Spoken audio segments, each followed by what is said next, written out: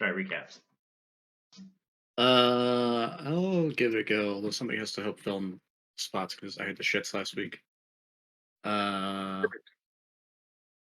so we started at Orion's place, and to which Urzak let himself in and warmly accepted hospitality.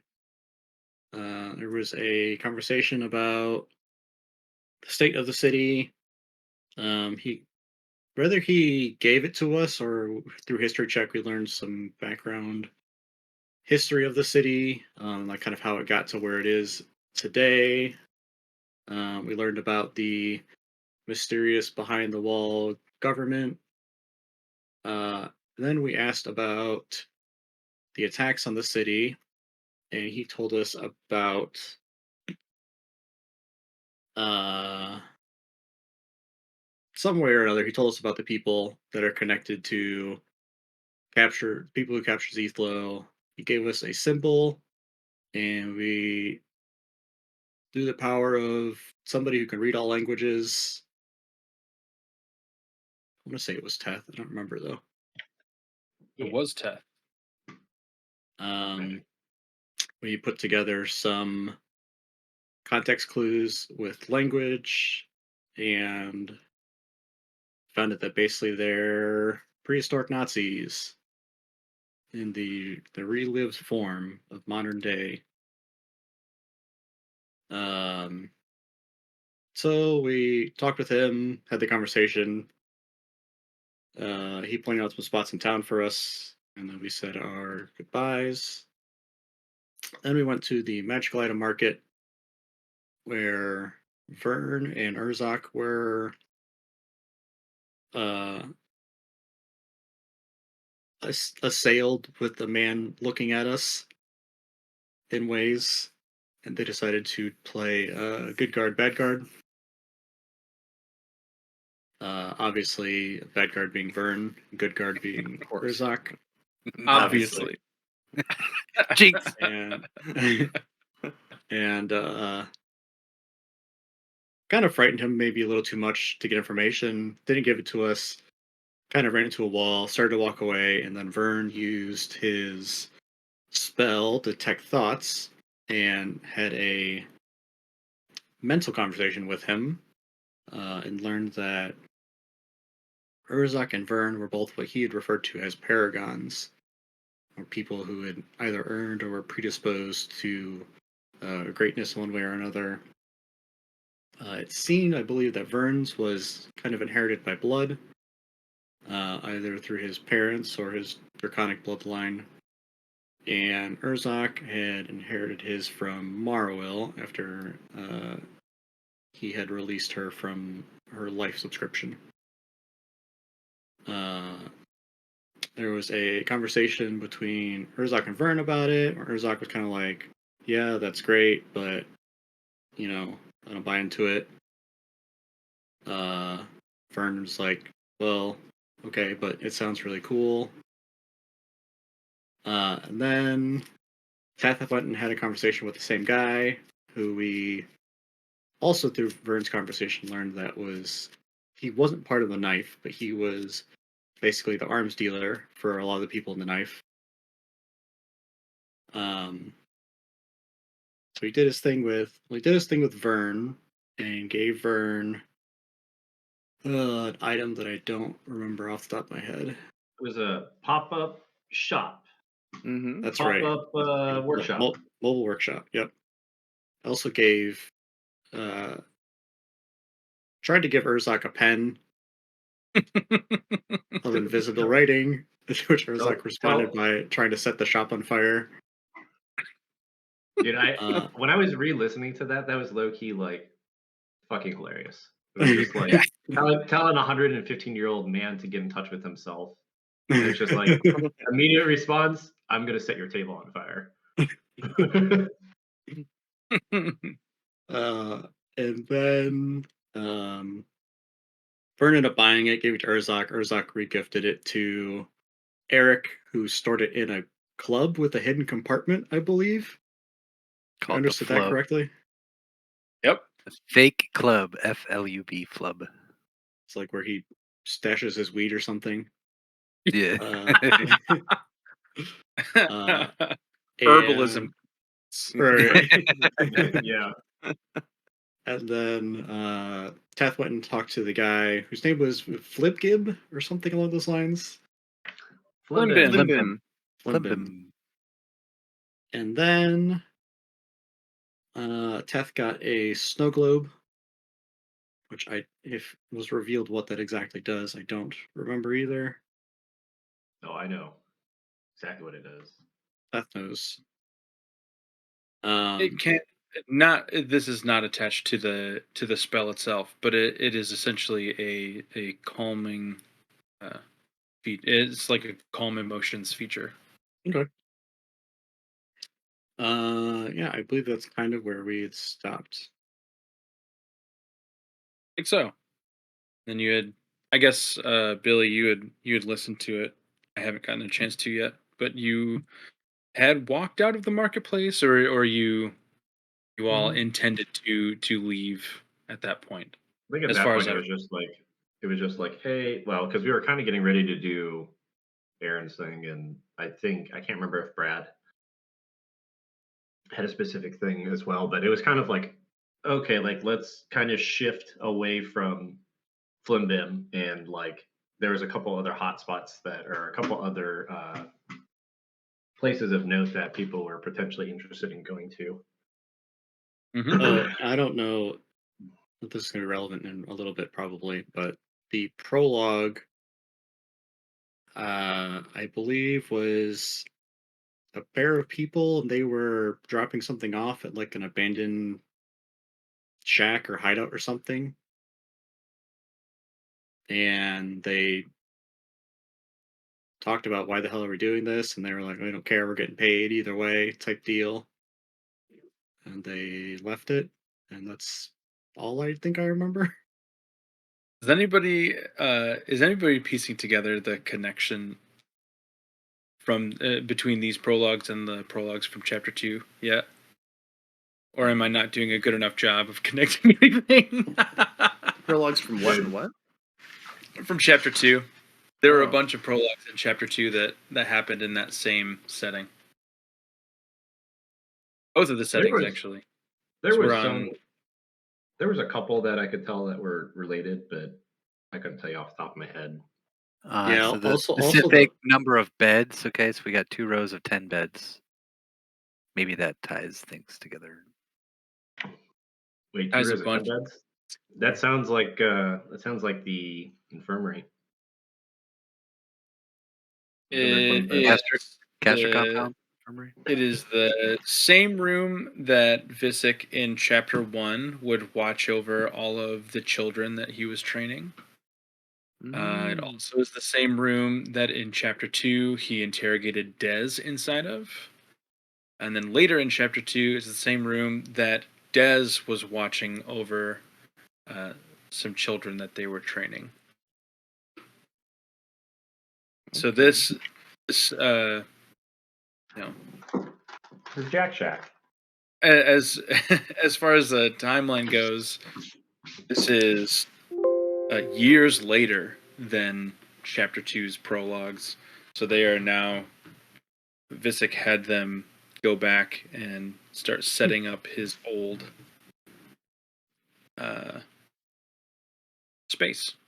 Start going back to work. Yeah, in your defense, chapter 2 prologues were a year ago. It's so long I know. ago. Yeah. I get it. They are all recorded in the prologue section, so you can all go back and listen to them. I think there's one that was too long that I have to go back and re-record, and I have to do all of the ones that are all of the chapter 3 ones that we've done so far. But a task for a different day. For now, let's start with tonight's prologue, brought to you by this big old reindeer. Look at this guy. Wow. A champion. Thanks, Rhiannon. Boo! Stags are useless. Boo! Yeah. Fuck off. No, Reindeer. it wasn't the dice. It was the stags. It was the Yeah. stags. I picked another animal and fine. I just learned at the zoo the other day while riding the train through the safari place that only female reindeer grow antlers in the winter and only male reindeer grow antlers in the summer. So all of Santa's reindeer are ladies. Oh. The only deer species where both gender have antlers. Right. I also Yes. learned that. So Rudolph is a girl. They all are. And in Rudolph the Red-Nosed Reindeer, I think 2 of Santa's reindeer are his parents. Her parents. So who knows what's going on there. Say that Wow. again.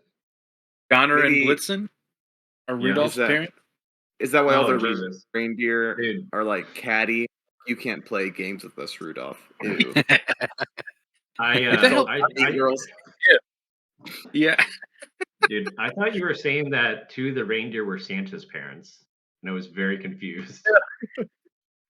It's like, what the fuck are you talking about, Barlos? Like, I don't watch anything, but that sounds weird. It doesn't sound quite right. Dragons. Santa has 2 gay reindeer moms. Yeah. All right, prologue time. Tonight's prologue takes place in a dark cave. This is also a callback to a chapter 1 prologue, Brad and Donovan. If you want to think back that far, 7 years ago. The air is very thick, humid, and the sound of bugs buzzing can be heard echoing deep into the tunnels surrounding the currently occupied room. 2 creatures sit on small stones, facing each other, and between them is a makeshift table made of stone and slats of wood. The creature to the right is a large aquatic being covered in yellow and green scales. The creature to the left is Visick, sitting with an angled smile on his face. A large wooden box, about 9 feet long and 5 feet wide, lays on its back next to them, and from within you can make out faint thuds and cries. He leans forward over the table, looking at the other creature.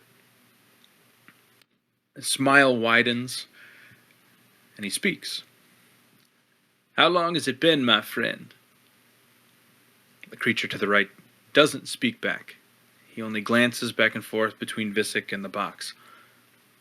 "You've kept him alive this long. Just a few more cycles and his name will be called, I promise. Honestly, I'm impressed he's survived this long.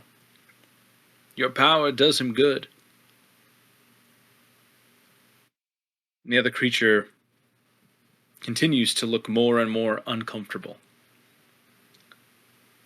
till the point that his scales begin flaying out from his body, and it quickly transforms into a less grotesque form of a humanoid, more specifically a Triton. "We've never been friends, Robert, and I won't be discussing it. His father is a paragon, and this box is no way for a creature to live. Just a few more cycles. Then Arvantis will have his day in the sun." Now we're going to kick it back to present day. Man, good thing Brackle murdered him in cold blood. Good thing. Too bad you know how the lineage of paragons work now, since you discovered that 6 weeks. Yeah. Oh no.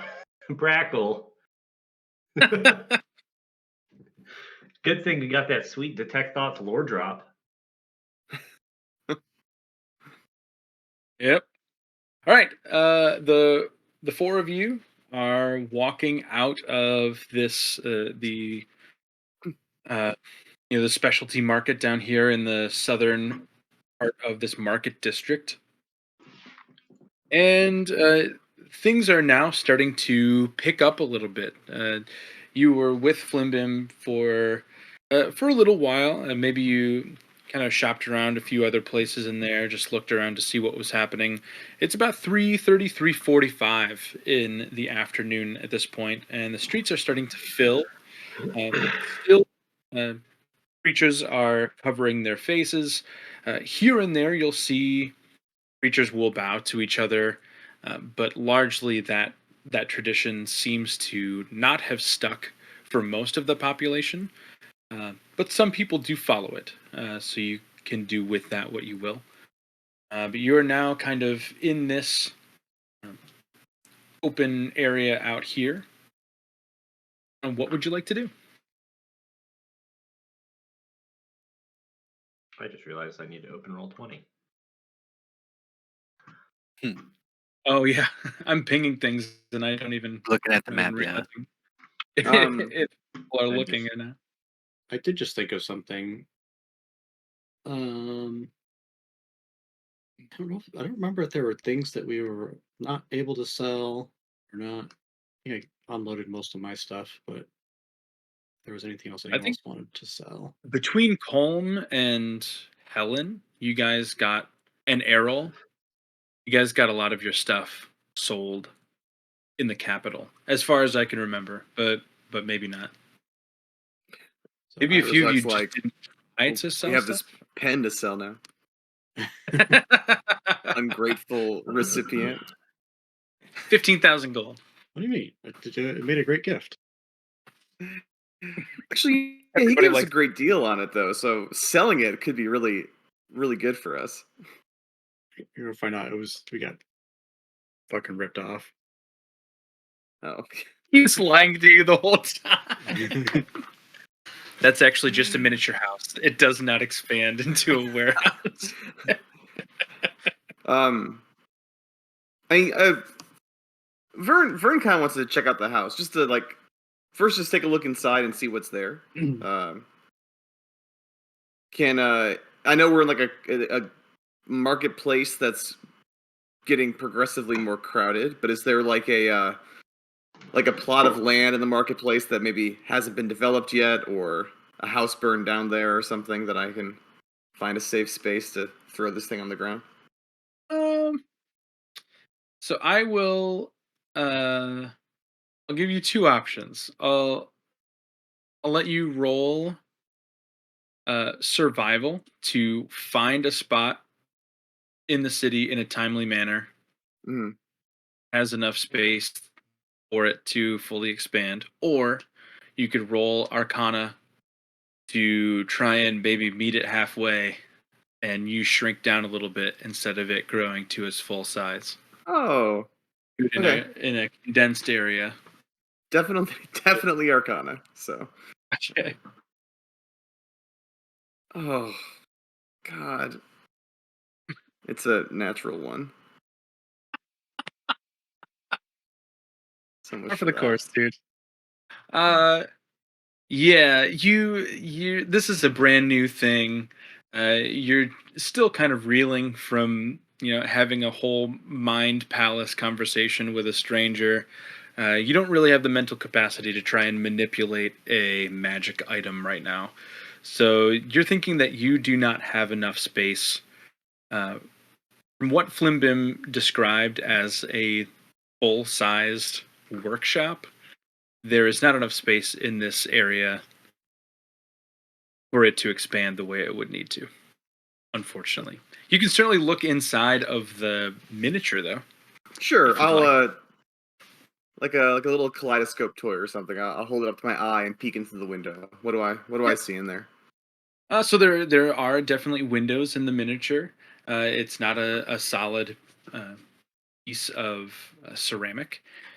Inside, you see several rows of uh, shelving with any tool that you could possibly imagine. Teeny tiny little versions of hammers and mallets and saws and screwdrivers and crowbars and things like that. Anything that you certainly have ever used, you would recognize inside of there. Uh, I mean, fractions of centimeters big. There are also several tables workshop tables, and there is a small forge inside. Nice. Any raw materials? Like, are there some like ingots stacked up, or like wood planks, or anything? Or is that gonna be beyond me?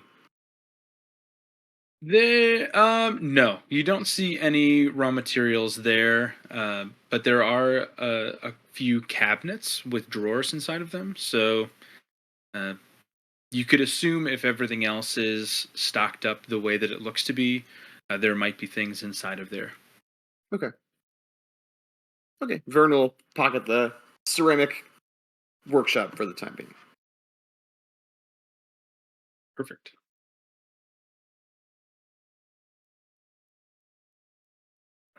Who's next? Teth, what are you thinking about? So, just to bring it up so I don't forget, because it was kind of a side conversation. Um, the blueprints that we had found that were associated with Zethlo. Yes. So, I just wanted to double check, um, just for the party's sake, I guess.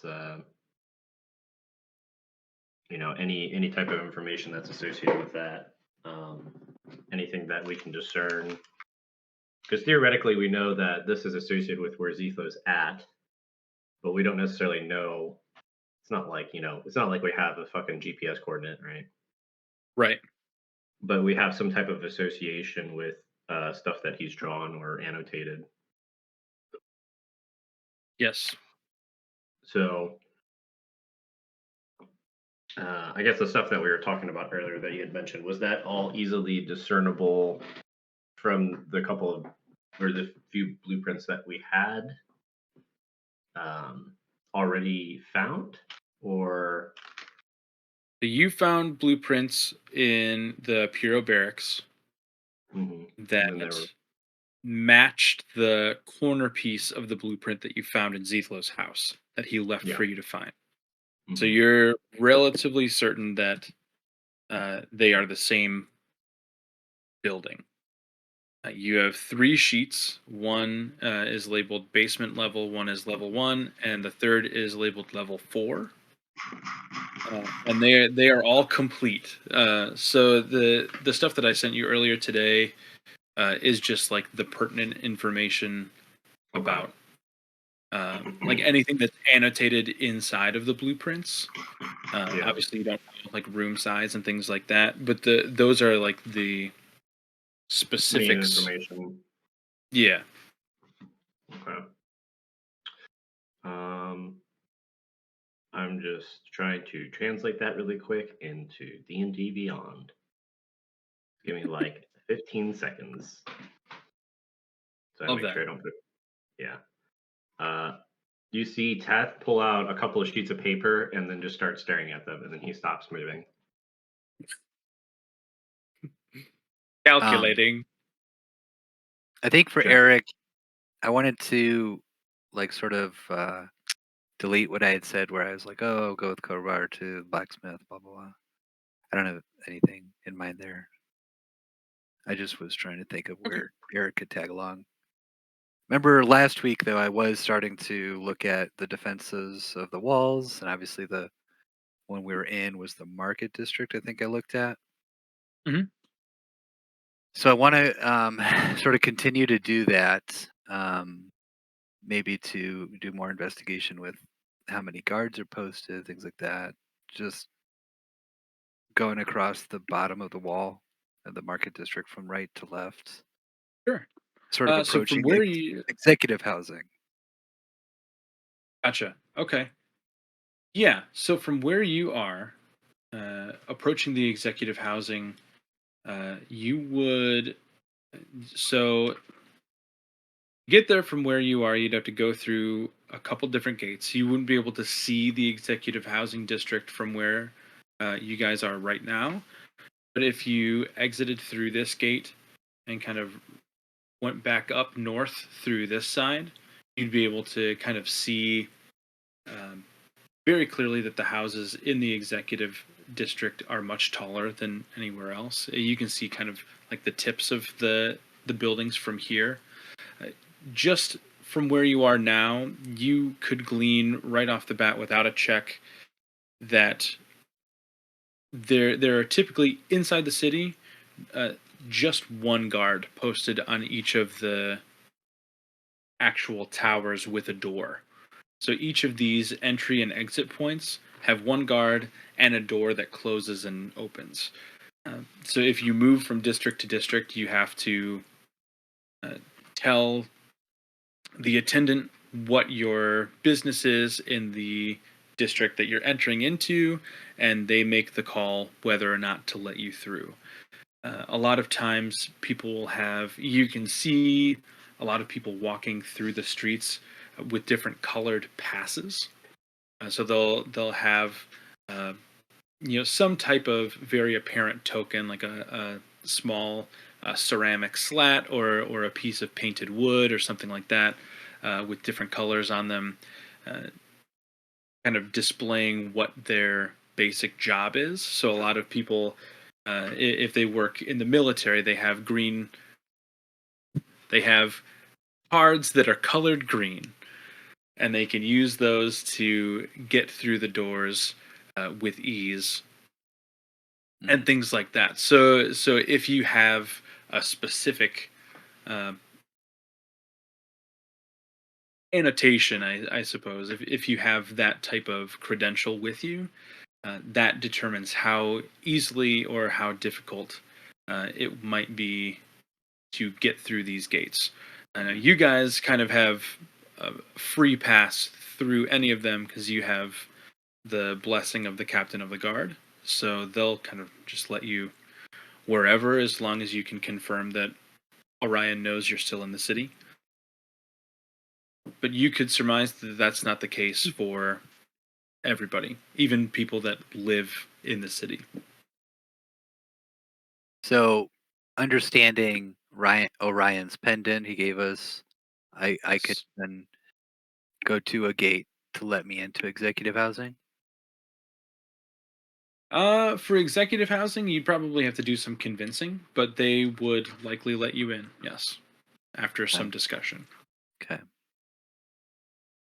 So I would ask the party, anyone interested in going to this executive housing and possibly seeing what's going on with these government voice boxes and the next government district. I mean, I would certainly like to have an audience with some of the higher ups of this town, as you all know, but I do think we have a friend in danger. Shouldn't we be seeking him Processing. out first? We should be. I haven't mentioned this yet, but last last area of the orb prison. Sorry, Vern, your family's prison. I found a notebook with what the chasers were looking for, and it was a list of people they were going to interview.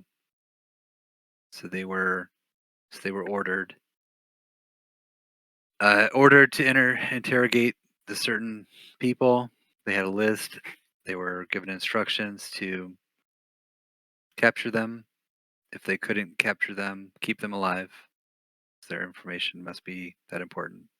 And are those people like Ezekiel's at the hot? top of that list, Oh, okay. and Okay. he has been captured. We know. He's alive, according to the paperwork, the pamphlet I found. Were he to escape, they would have to capture him again. They would do their So we best to should keep him alive. investigate the box situation, because do you think who else is on that list? Are there some higher up Kazulians? Let me double check. Kazulites?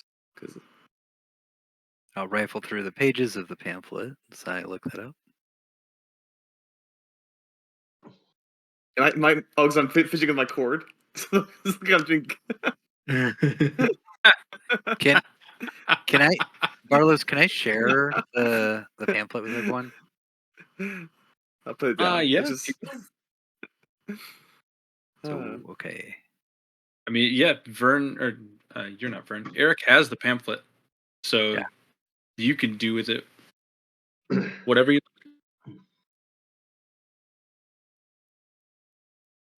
Eric, it would have been nice to run this list by the captain of the guard when we had that opportunity, you know? You know, I I'm sure was we- just barely remembering this pamphlet prior to last session, but Okay, it's a thin pamphlet. You probably forgot it was in the pocket. yes. I understand. But you can open that up and see that there's recipes for the truth serum that they have to report to. Give me 1 second, guys. I'll be right back. Talk amongst yourselves and plan. Okay. Oh, there's the Vern flashing gang signs. So oh, there's the a picture. commander. Oh, I hate that. There's a commander of these chasers who has given out this order, an edict of number 26, to capture individuals. So they have to report to the commander. But Zethlo Durand, confirmed apprehension date. Who the hell is W. Wallaby? Study? W. Just the letter W, Wellerby. I was supposed to learn your middle name. I don't know.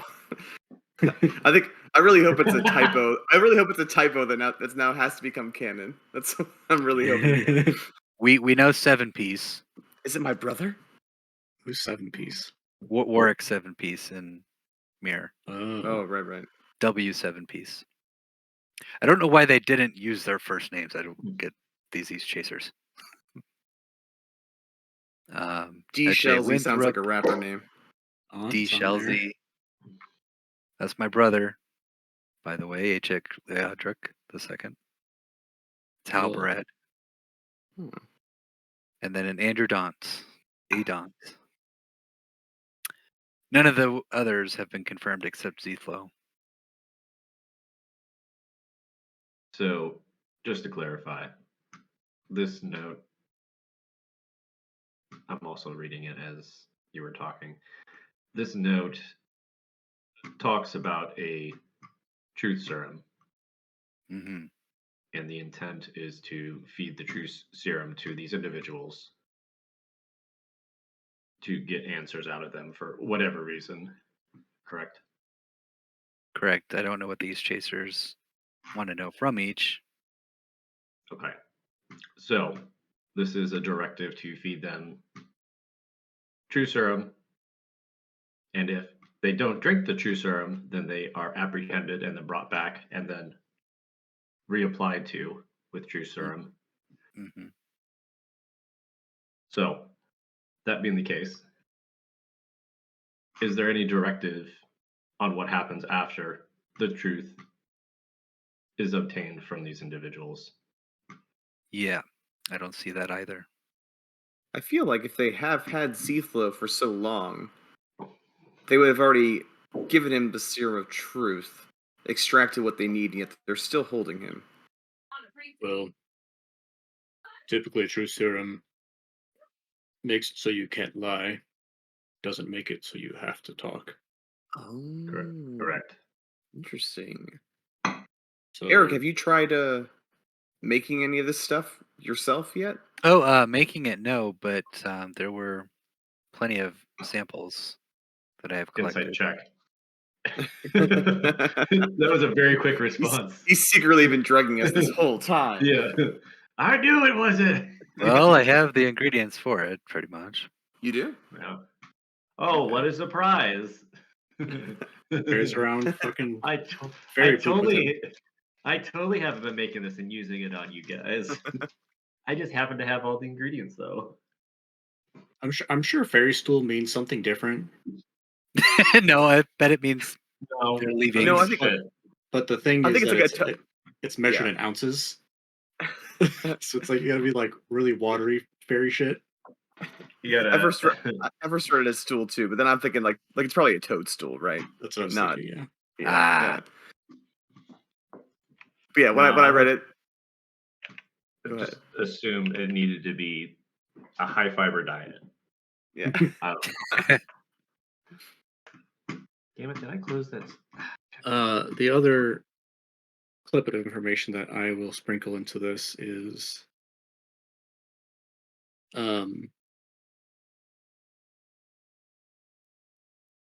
we discovered a chaser log that revealed that Zethlo had been in the Piro barracks for a few days before he was moved.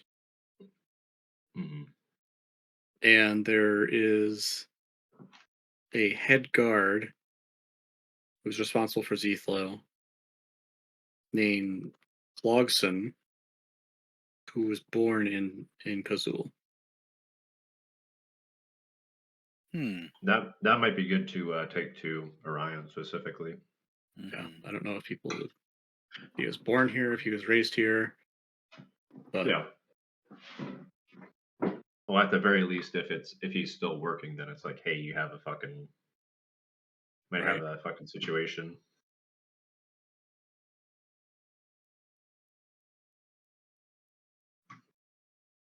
Um, I am not so sure that we have as much time as we would like. Agree. I feel like we'd get roped into I something much larger here if we investigate these voice boxes. I do I do think that it's a great idea. I just don't know if we necessarily have the luxury right now to look into it. Also, we had reports about the wilds becoming more unstable from the south, I believe. From the Wisp, I believe, was the one that we were mainly talking with. And I'm wondering if this isn't all just wrapped together in a nice little gift for us to go fix. No. Or- I no. mean, that'd be so convenient. Like it's all part of some pre-planned story. We know that life doesn't work that way. Well, we can only pray to Talos that that's the case. All right. Sorry about that. I had to help Rhiannon grab some You stuff. didn't from the car. intentionally do that? Are you fucking kidding me? Yeah, Wait. it was the best unintentional thing you've ever done. Are you serious? Oh, you didn't hear us? Yeah, You didn't interject? No. No. No. Just watch back the video at this point Okay. when it's posted. Okay. You'll really enjoy it. Did you guys just say he's gonna come back and say, "Sorry, I had to help Rhiannon get stuff out of the car"? No.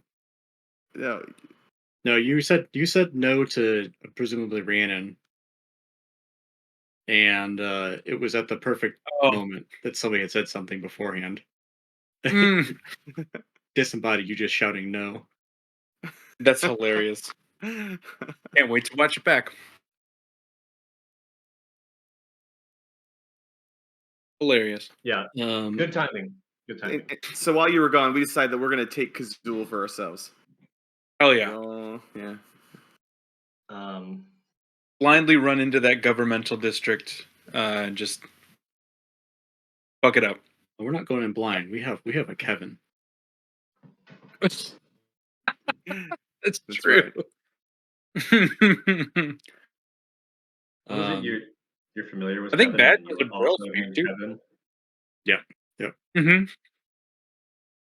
I mean, so are you guys wanting to go and see those government offices? Because not to brag, but the Weatherby family is pretty well known. If I name drop, I might be able to get us an audience just based on that alone. We did have an above game question. Mhm. Is Vern his middle name by chance, yeah. or are we supposed to know who W. Wellerby is? Or are we not supposed to know who that is? Above table, Trent should know who W. Welby is. Really? Shoot. Oh shit! You It's gave his me his fucking name. dad. No, I'm just Is kidding. it my father? Oh fuck. Wait, I know. What did I think? What did I name my parents? Okay. You have any siblings? Horace. Above I don't above know. table, who are my parents' names? One was like a Lila or something. My mom was like Lila, I think. Your Or parents' Lee. names are Lila and Warren Wellerby. Oh. Yeah, Warren W. Well, guys, they're gonna have a Eric. They're gonna have a tough time with that second name on the list. Well, I will say. Sorry, Eric in character doesn't laugh like I just did. There have been known rituals to communicate with the dead, so it's not out of the realm of possibility. Although I'm not sure how your parents died. Yeah, they were put. We had a whole prologue dedicated to it, right? They Poisoned, stabbed or poisoned. stabbed with a poison dagger, I think. I did not specify how they were killed, but they were killed publicly. Yeah, they were lying on In the a crowd of floor. I people. remember, like I was pushed away from the crowd. Mm-hmm. Vern, to answer your question, no, I don't want to go talk politics. I want to go save Zethlo. But Ah, good. I do think we should come back to that. I think that's a great idea, Eric. Also, side question, Vern, are you sure that your father is dead? I mean, I saw him with my own eyes when I was a child, and then it's all very foggy, because, my selective memory as a kid, but there was a funeral that we had, and if he was somehow alive, I'm a little pissed he hasn't made contact with his only son. So, Was the funeral open casket or? can I try to remember the funeral if anything seems suspicious about it? I'll just I'll let you decide. How did the funeral go?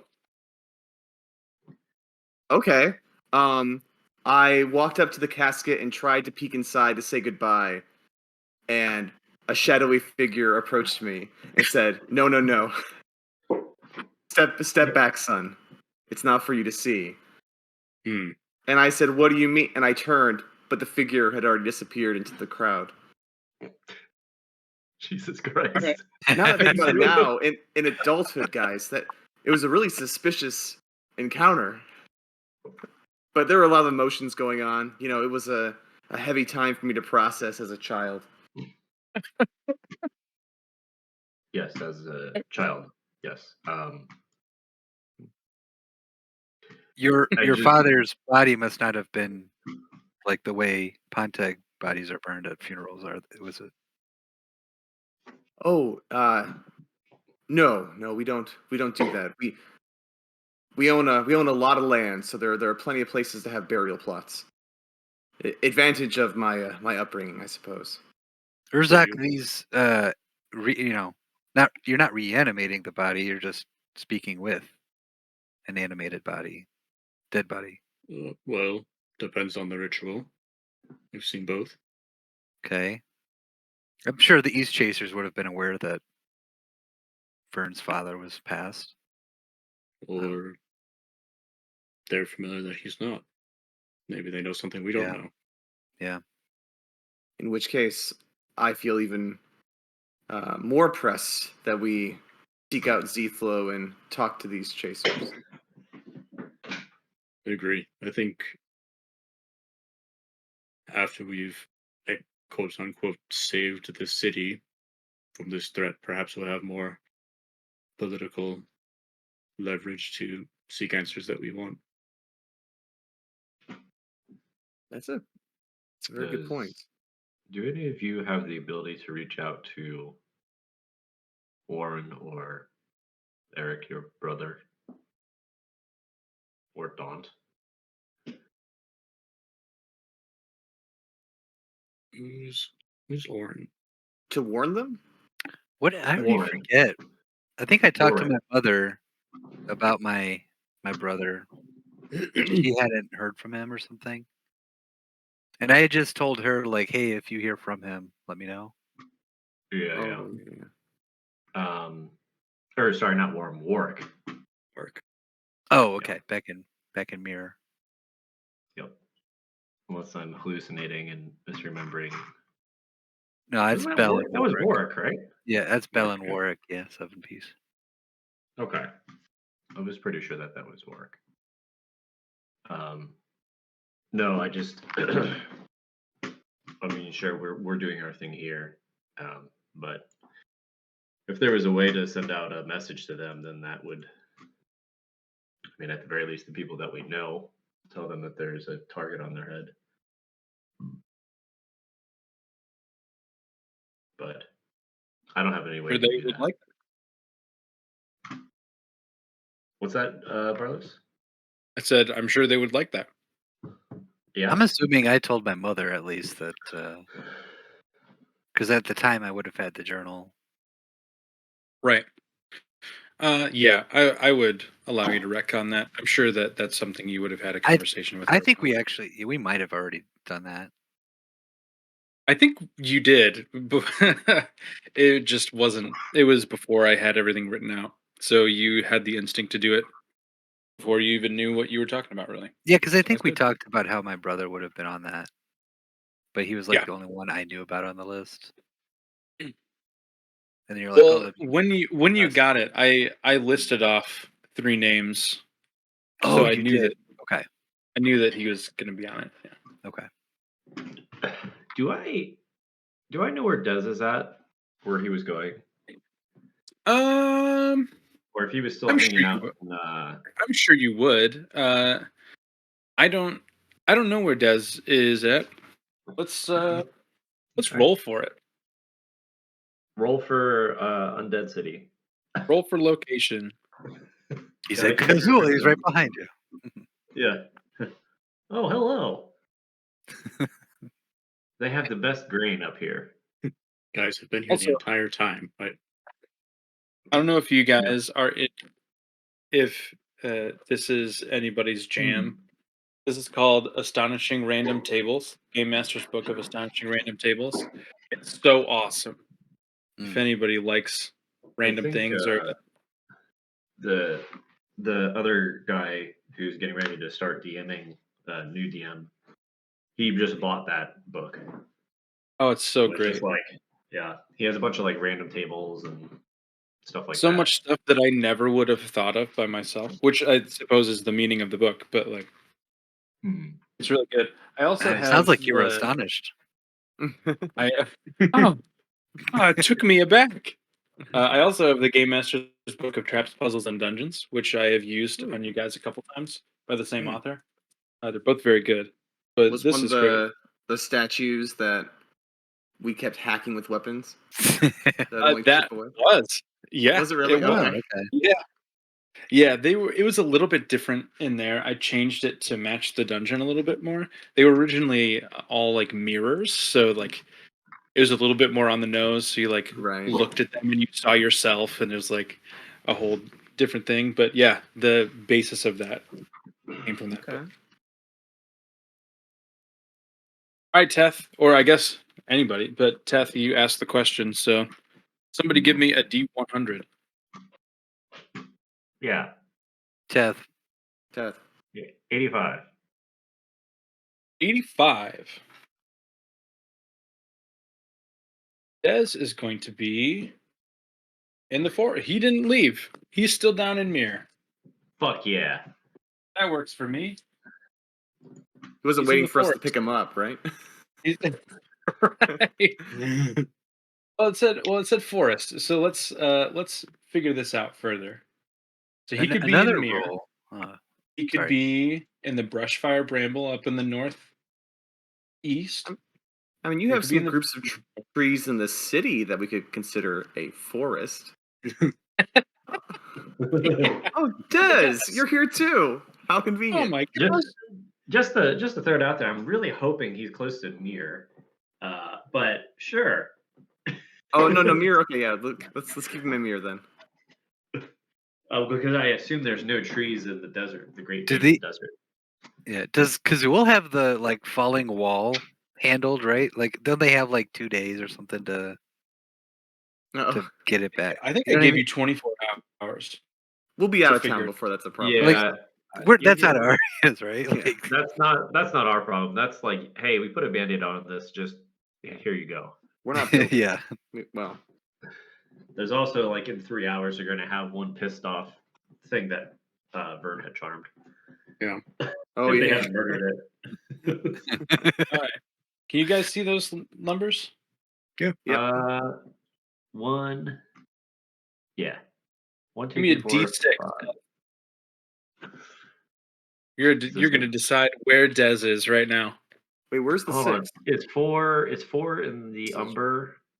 Or 4 no, is wait, the Umber. 6 which is is Mirror. part. Which is 6 is mirror. I didn't see 6. What is it? D6. Yep. Just roll 6. Fuck. Ooh, It's close. very close. Close. Very close. Close though. Close. Dez is currently just southeast of the Gulf of Talos, which you would be very familiar with, Teth.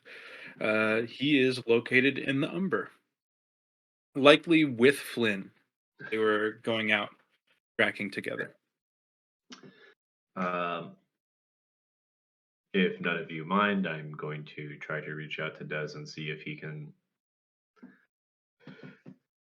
Well, shit, we're in a market, aren't we? And then Teth looks around and is like, there's like fucking hundreds of people, right? Just everywhere.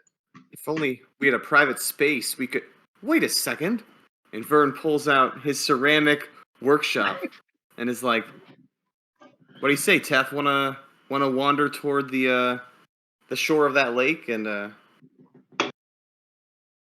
think there's I more don't- space down there." You know, I don't know exactly what you're asking, but I would like to not do this in a crowded area. Privacy. I don't know what you're doing. I don't know what you're showing me. Oh, right. Well, this little shop, Teth, by the way, it can grow into a normal sized shop, and you could, you have my permission to step on inside and use it as a private booth of sorts to make your call. Like a portable phone booth. Almost like a almost like a Sure. Yeah. Okay, fine. Just Christ. Don't hurt All anybody. right. Wait, hold on. Does this thing get bigger or wait? No, let's not do this here. Wait, what does it do? Wait. Do I? Yeah. I don't act like I don't know. I confidently say it gets bigger, Teth, so you can just walk inside. Like, But I do don't get forget to how it bother. works exactly. All right. I hate to be the voice of reason here, but I have to say it's a very cool toy, Vern. We're all very excited for you to finally use it, but we're looking for privacy, perhaps in the middle of the market district. Making something magically appear and get in the way of everything is the opposite of that. Oh, you make a very good point, Urzak. Yes. We're looking. I don't know how urgently we need to do this, but we are going to stay here for the night. Find an inn or a tavern. I just read something that I Best sent time. you, Trent, that changes things a little bit, but I'm going to let you guys keep believing that it balloons up to a giant house shape thing. I just read the item that I sent you, and it's the opposite. You shrink down into it. I guess that makes sense as far as like a utility, you know. You can use an action to speak a command word while touching it. When you do, you and everything you're carrying instantly shrink to fit inside of the workshop and are transported inside of it. The interior of the workshop is effectively 20 feet wide, 60 feet long, and 20 feet high, including artisan tools, a forge, and an anvil, and workbenches. So you don't know that it got to works be that way. some kind of glitch to make this a way to make items infinitely big. I haven't figured out the mechanics yet, but there's some cheat here. If you guys figure it out, I'll let you do it. Because that would be super cool. Okay, Until you can't carry them. Can we cast a large reduce on an object?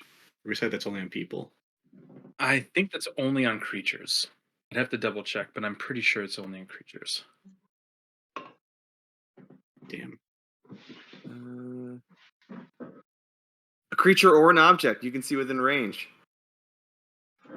Uh, Okay. I'm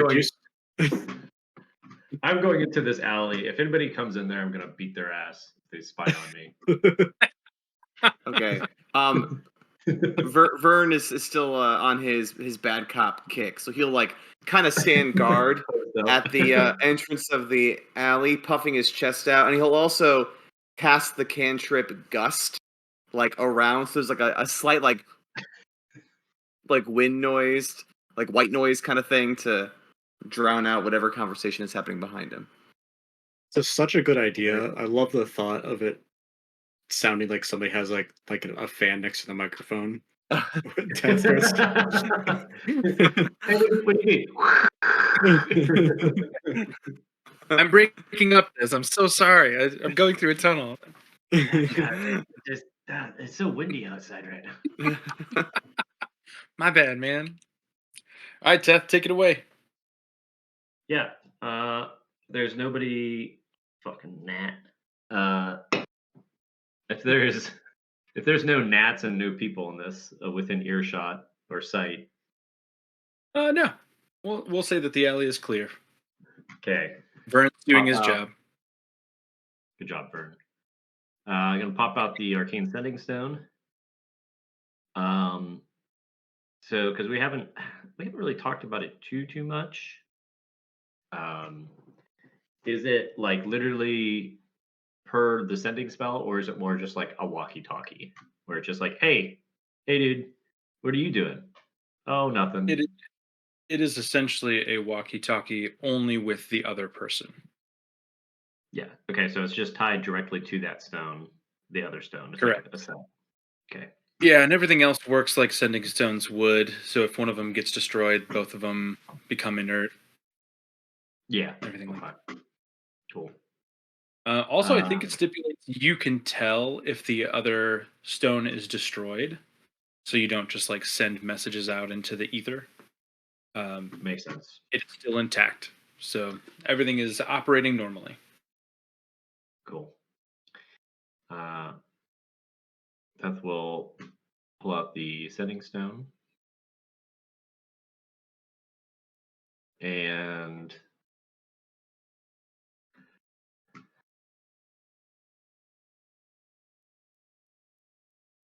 this is Teth. Are you free?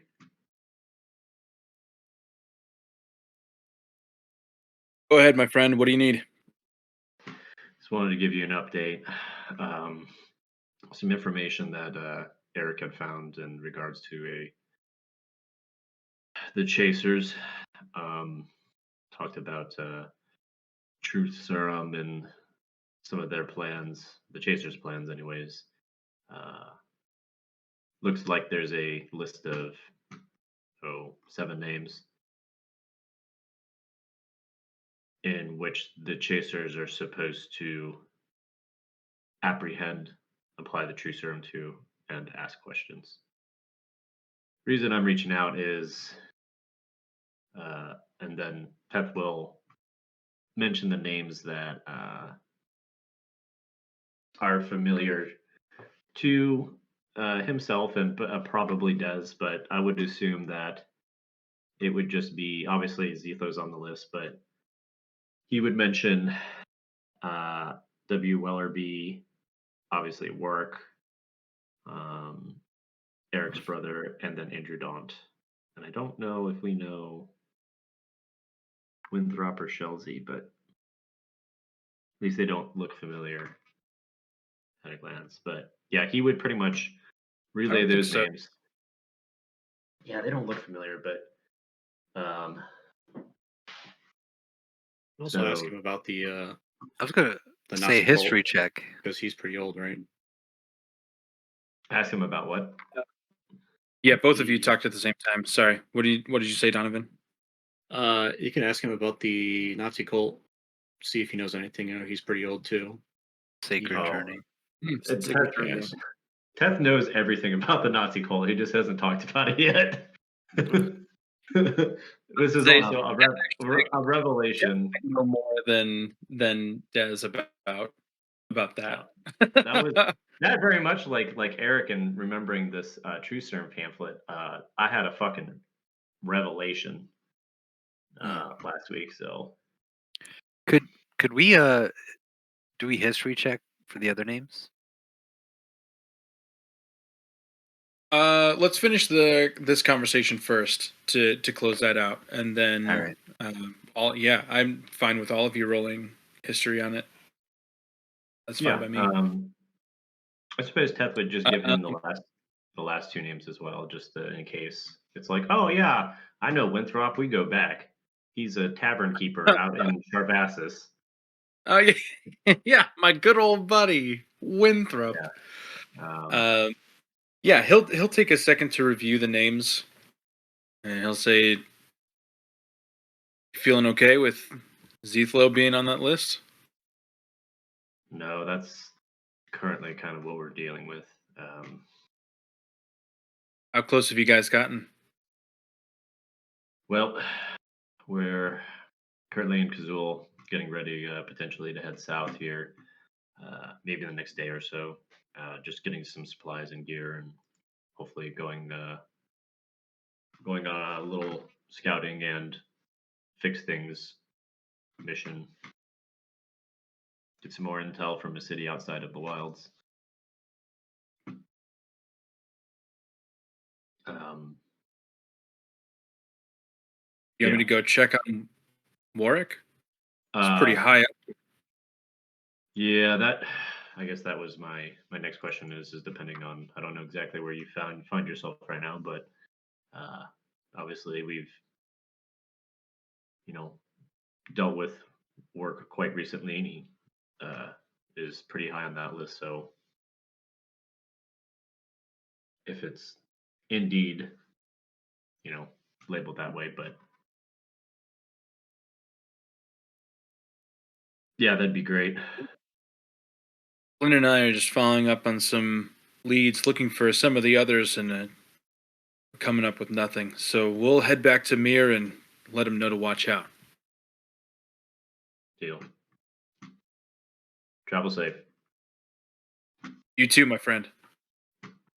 And Tuff will click off he'll click the end call sign on the arcane sending stone. Yeah, hold it close.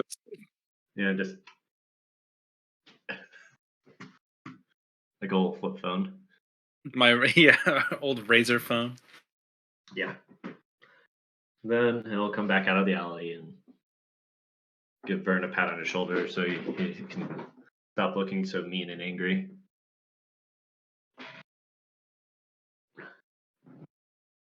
We're good.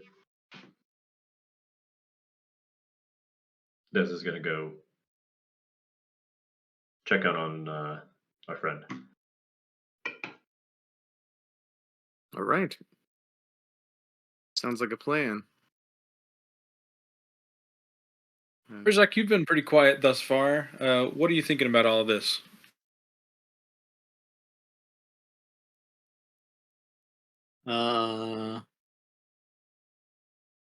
He thinks it's more imperative that we get to Zethel quicker. I am also with Eric. I'm curious about the two names on the list we don't recognize. Yeah, The why other one don't is the all of commander, you... maybe. Oh, yeah, I didn't even think about that. Yeah, What'd you say? we can do that The too. Clarion Windthread, the commander of the Chasers. Ah, fuck! I was gonna tell him that name too. Oh well. So I'm gonna give you guys two options. Obviously, option one is history if you're just racking your brain slash kind of delving back into your studies of what you know specifically. The other option would be I will also allow investigation to see if you recognize any of the material components of the actual pamphlet itself, like handwriting, material used, the makeup of Mm. the recipe, something like that. So either investigation or history, your choice.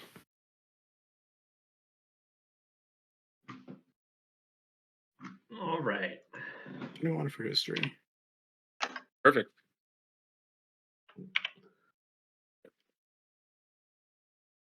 Can I use guidance? Say, "Hear me, Paylor," and add a Yeah. D4. Do an investigation. False. Is that history, Tef? Yes, that was history. Nice. I thought you rolled a 2, Brad. I was like, damn.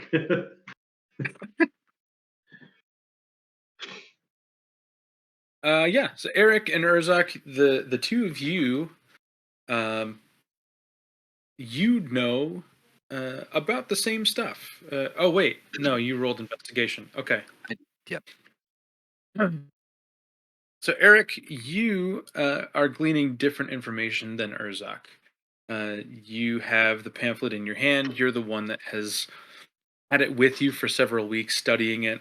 You're looking it over, and now that things are coming more into focus, and you realize that that name belongs to Vern's father instead of another distant relative or something like that. You're kind of looking more closely at the details of the pamphlet.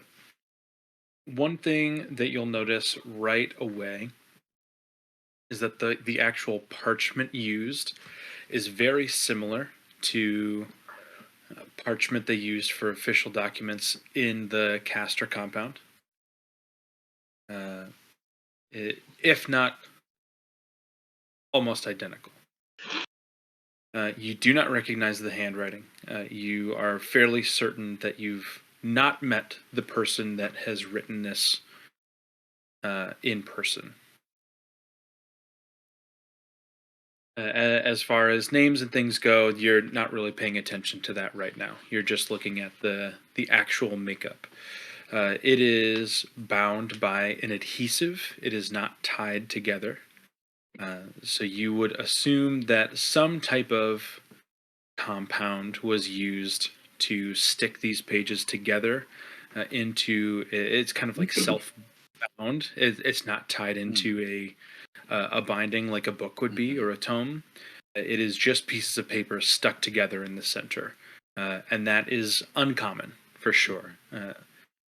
So you would make a note of that. And you would also notice. Yeah. Go ahead.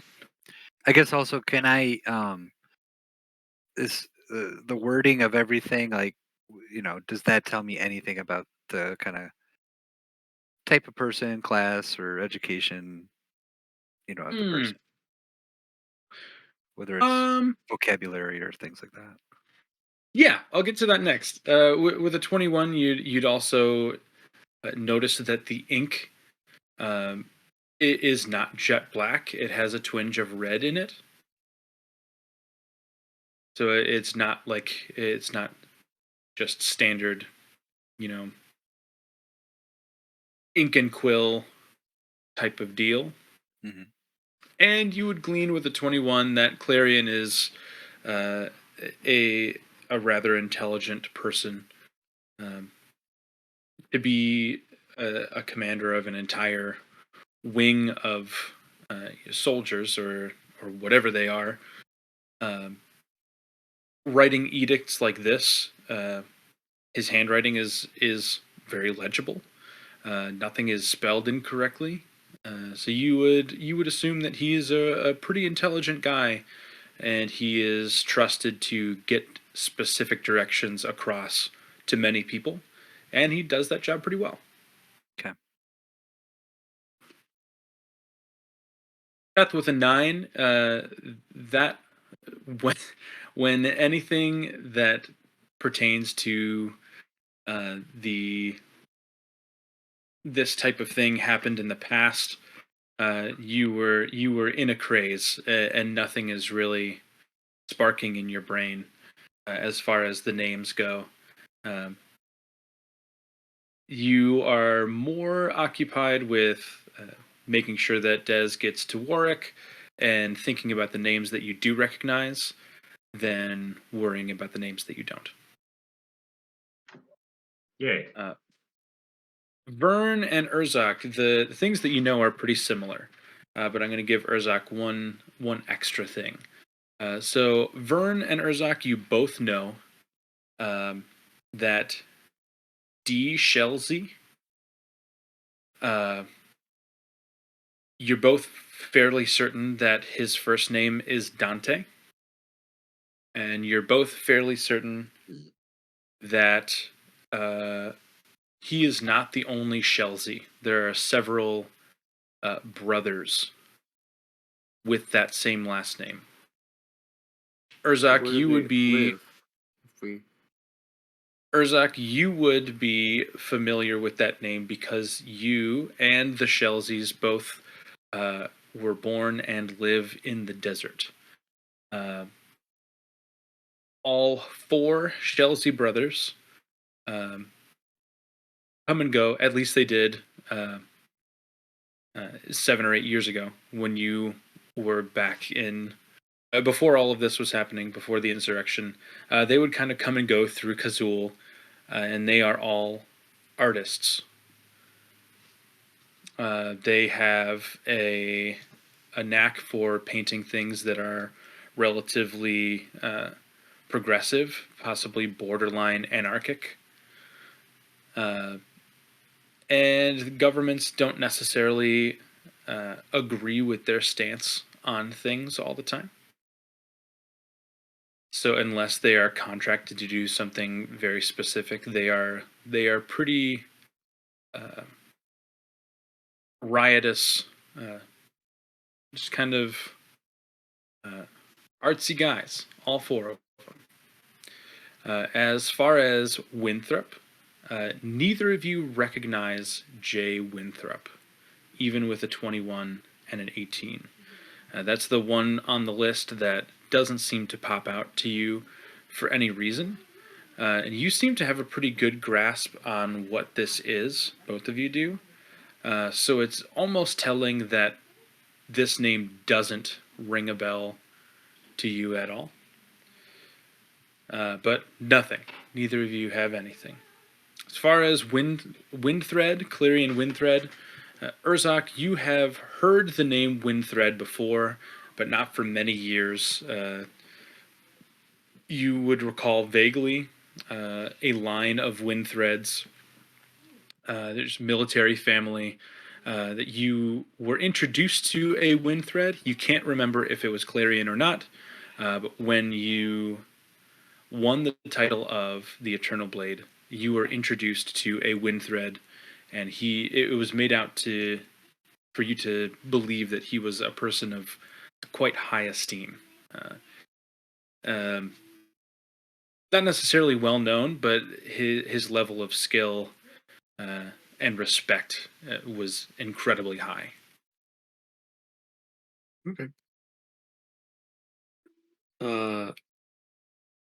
I'll turn to Eric of all people and point out the name Shelzy. So, Eric, I don't want to presume the circles you ran in, but sure you haven't heard of this Dante Shelzy. Supposed to be, I don't know, in your wheelhouse as an artist. Um, His anti-establishment. well, I like to establish Ponteg. That's what we tried to do. It's just Right. But you don't like the one that's already there. yes. Okay. I appreciate the compliment that I'm an artist.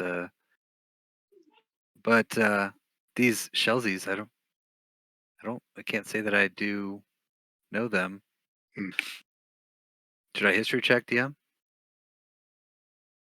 Oh yeah, you can. Yeah. That's fine. Paylor, hear me with guidance.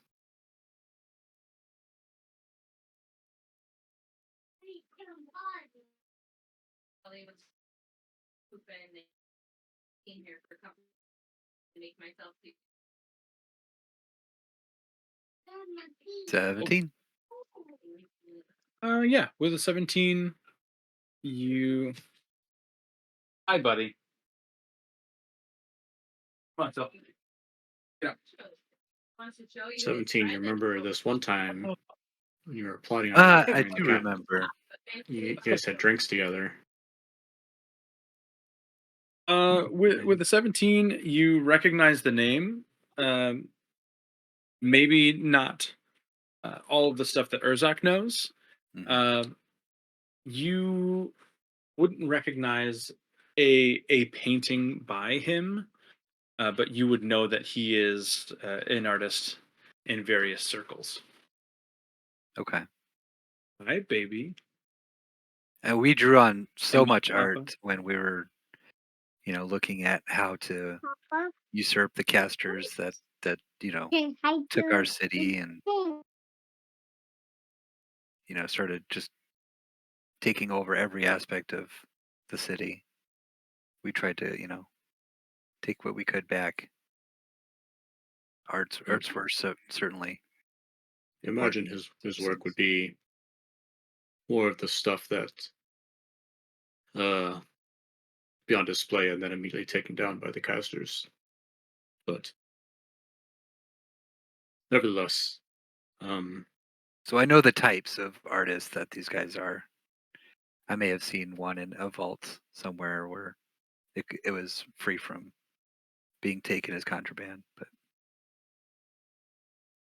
what do you well, ask? just curious. Um, well, suggest at some point we find a place to rest up for the evening. Is there anything else we need to do before the sun sets here?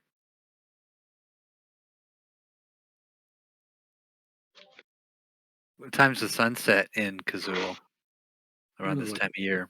11 Also, I was p.m. going to ask Yeah, I 11 was like p.m. 10 p.m. Shit. 10 p.m. I was going to It's say, it's kind of mid to late fall right now. Uh, so you're talking like 8 o'clock ish. So you have about 4 hours is of it sunlight left. it's 12 months or whatever because the edict said something about July, like, or 7. Yes. Okay. Yeah. 12 months. It's just going to follow the regular calendar year that we're used to. Um, Hmm. yeah, they just use the number of the month rather than using our months. Buddy, please don't do that on the computer. You can do it on the desk. That's fine. Just not on the computer.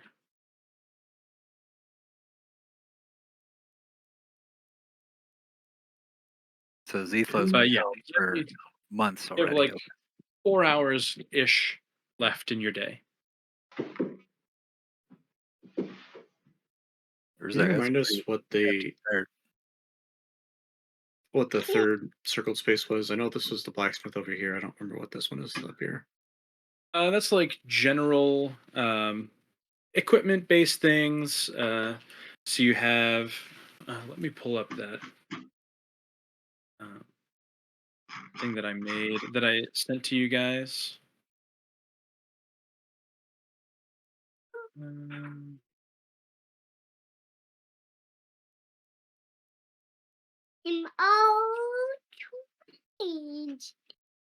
your trains, yeah, baby. Papa. Hi, baby. Oh, I really wanted to go down the Dante rabbit hole. We could go to the art studio. Hey, buddy, can I go play with the rescue trains downstairs? Let's go get them. go get them, dude. But Those are I feel like so I feel like cool. much like everyone else on that list, it seems like a type of person that's used to being in danger. Yeah, that's what I was kind of thinking too. You don't paint a bunch of stuff to piss people off without Go tell. being used to pissing people off. Mm-hmm.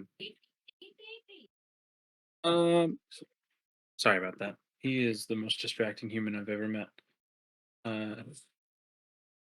In this other plaza, uh, from that list that I sent you guys, you would find Todd's Place, which is a clothing store.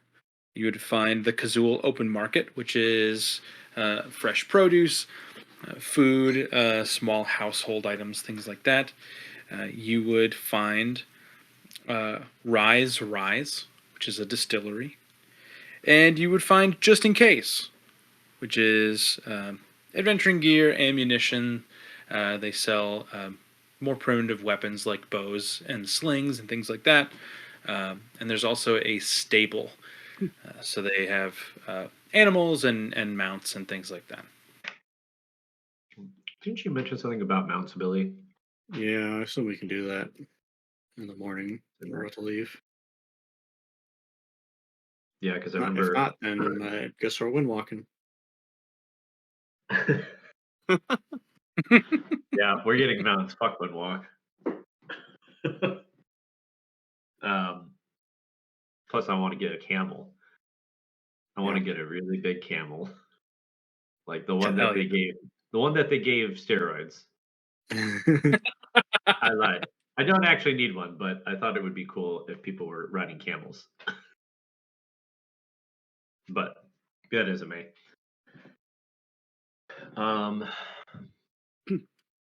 Yeah, so going into the blueprints that Zetho had left off, Teth had finished processing that information and wanted to let the group know a little bit about it because this is new information.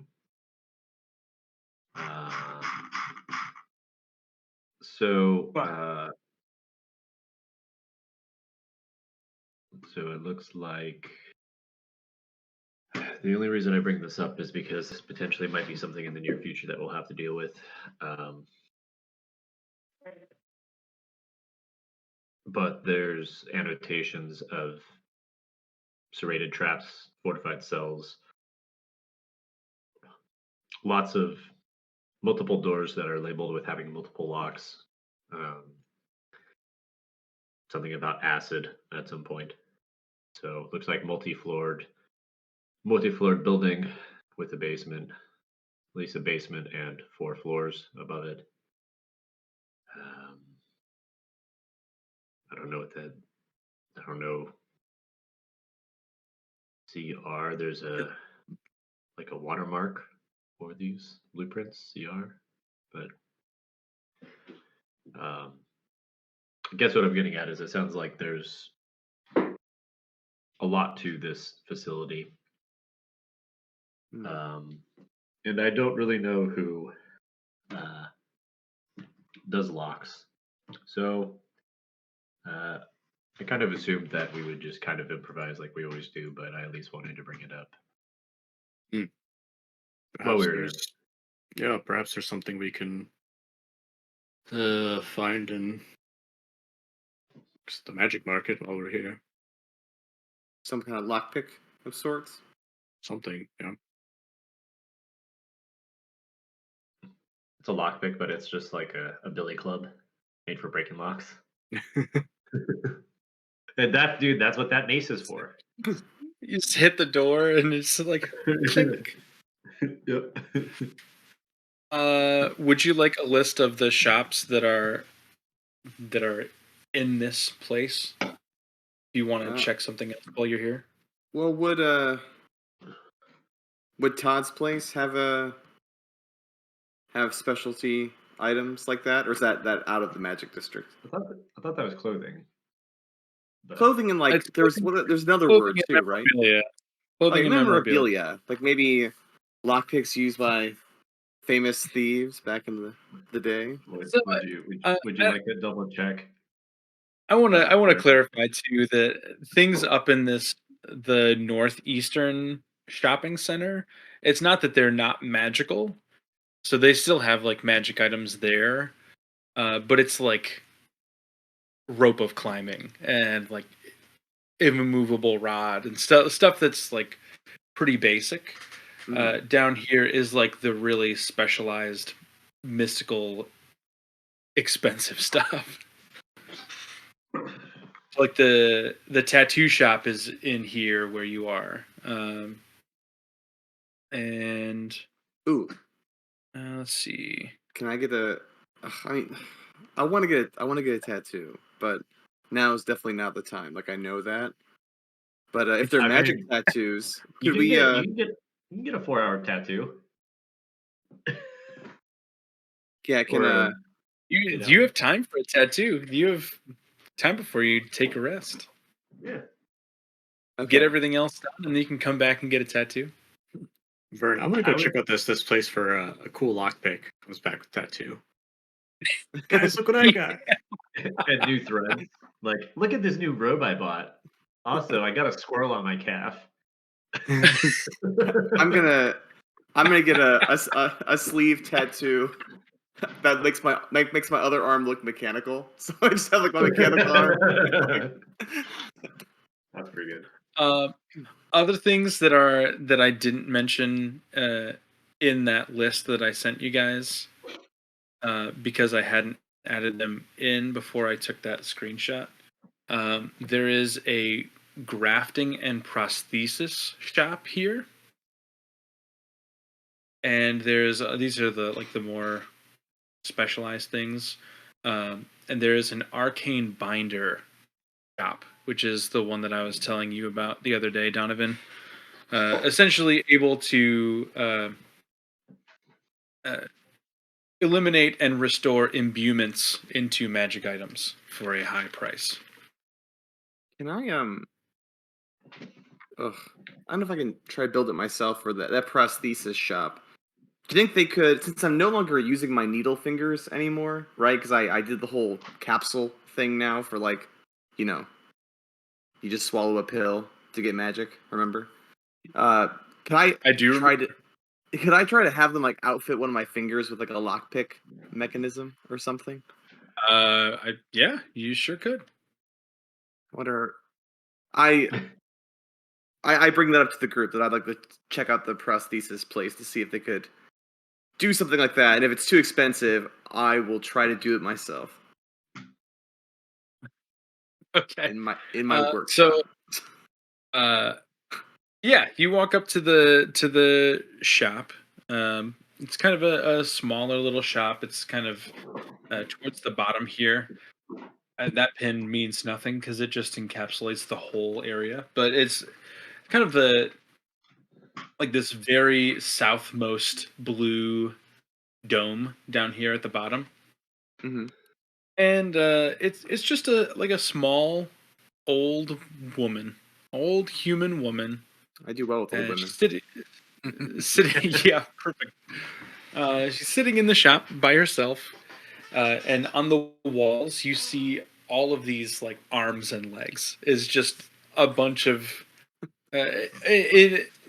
of every material you could think of. Some of them are metal, some of them are more ceramic based, some of them seem to be hollow, some of them look very expensive and are made out of finer metals and encrusted with gems and things like that. Ugh. And she is sitting behind a very modest desk, and she'll greet you and she'll say, "Welcome. I'm glad you found your way into my shop." Yes, I'm missing an arm, not eyes. Well, that So, was quite rude. oh. Does she? Is she missing appendages too? Is that why she's in this line of work? Do I She notice? she has no she- eyes. She's like nothing at all. No, from what you can see, she is sitting down behind a desk, but Mhm. at least from torso up, you cannot see any prosthesis on her body. Okay. Like, well, you have many beautiful items here, and I don't know if you'll be able to help me with this, but as you can see, I already have an arm of my own, and I'll even remove it and I'll put it on the desk in case she wants to like eye it or whatever. Yeah, she'll kind of look it over. Yeah, the thing I want done is to kind of increase the fine motor skills and specifically build in a lockpick mechanism into uh, one of these fingers. I might be Mm, going to some dangerous places, and I want to just to make sure I don't get myself trapped or something. Do you have the tools with you that you'd like to incorporate? Um, I might. Can you just give me a moment? I put the house. I step out of the shop because I still think it's gonna grow big, and I like everybody. Please stand back, and I like push everyone away, and then I put the little porcelain house down, and I step back like 20 feet, and I activate it. Uh, It'll take you so what long is to your build command word? What? What's your What's command your word? command word? Oh, Is it grow? Grow! Let's see. So, oh my god. Um,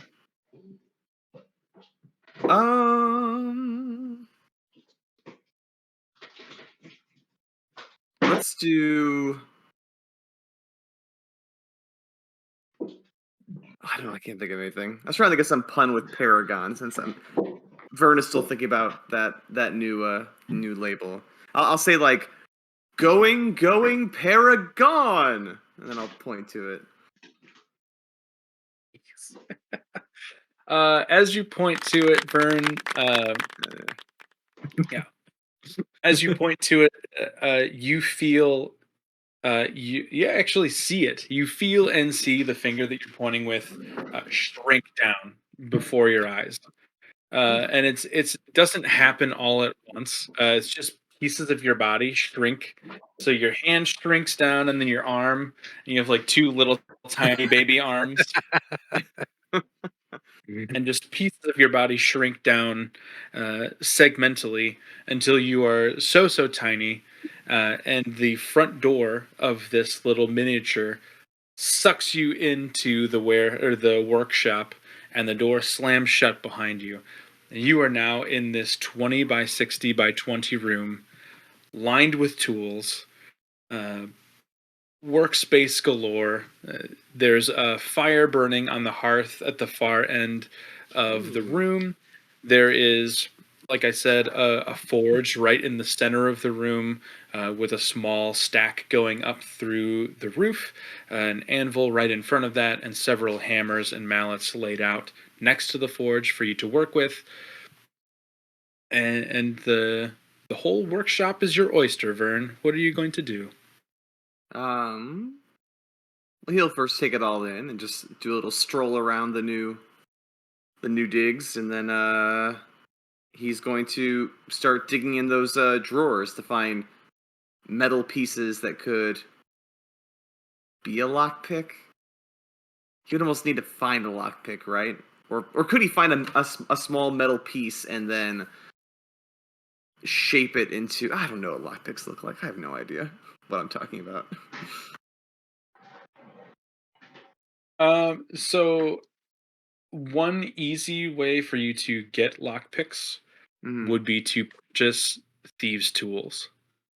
Oh, okay. You can find there is a set of thieves' tools there in the workshop. Cool. However, Oh. if you attempt to take any of the tools, anything other than something you create out of the workshop, Yeah. is magically jumped back into. Curses. Okay. Uh, I want to. This is gonna take too long. I will leave my shop.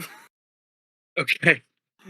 I feel like this is a good Yeah. idea, but You are spit back out into the street, and much like how you shrunk down, only pieces of you uh, expand back up at a time.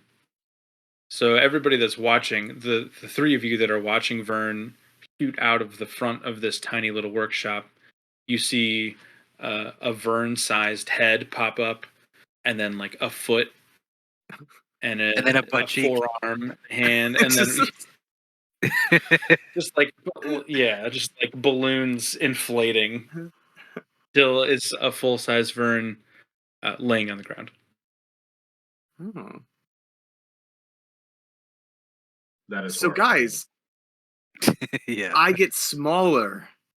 Ah. Canonically, Urzok's not here for this. We had Oh. to stop that child from taking it while you were in it, Oh. just so you know. Yeah, I mean, it's well, now that I know But- how it works a little bit, I'll be safer about where I Teth, set you this didn't little have to thing do down. anything. I think you just batted an eye at the child they ran out of the way. Yeah, it saw me. Don't do that. I'll be like, so guys, I think I need to maybe buy some thief tools first. In which case, I'm Oh. starting to wonder if it's even worth getting it installed in my hand, if I just have the thief tools. Unless I'm not proficient with them, though, right? You are not. Would I be proficient with them if I had them installed in my robot hand, or that wouldn't make a difference?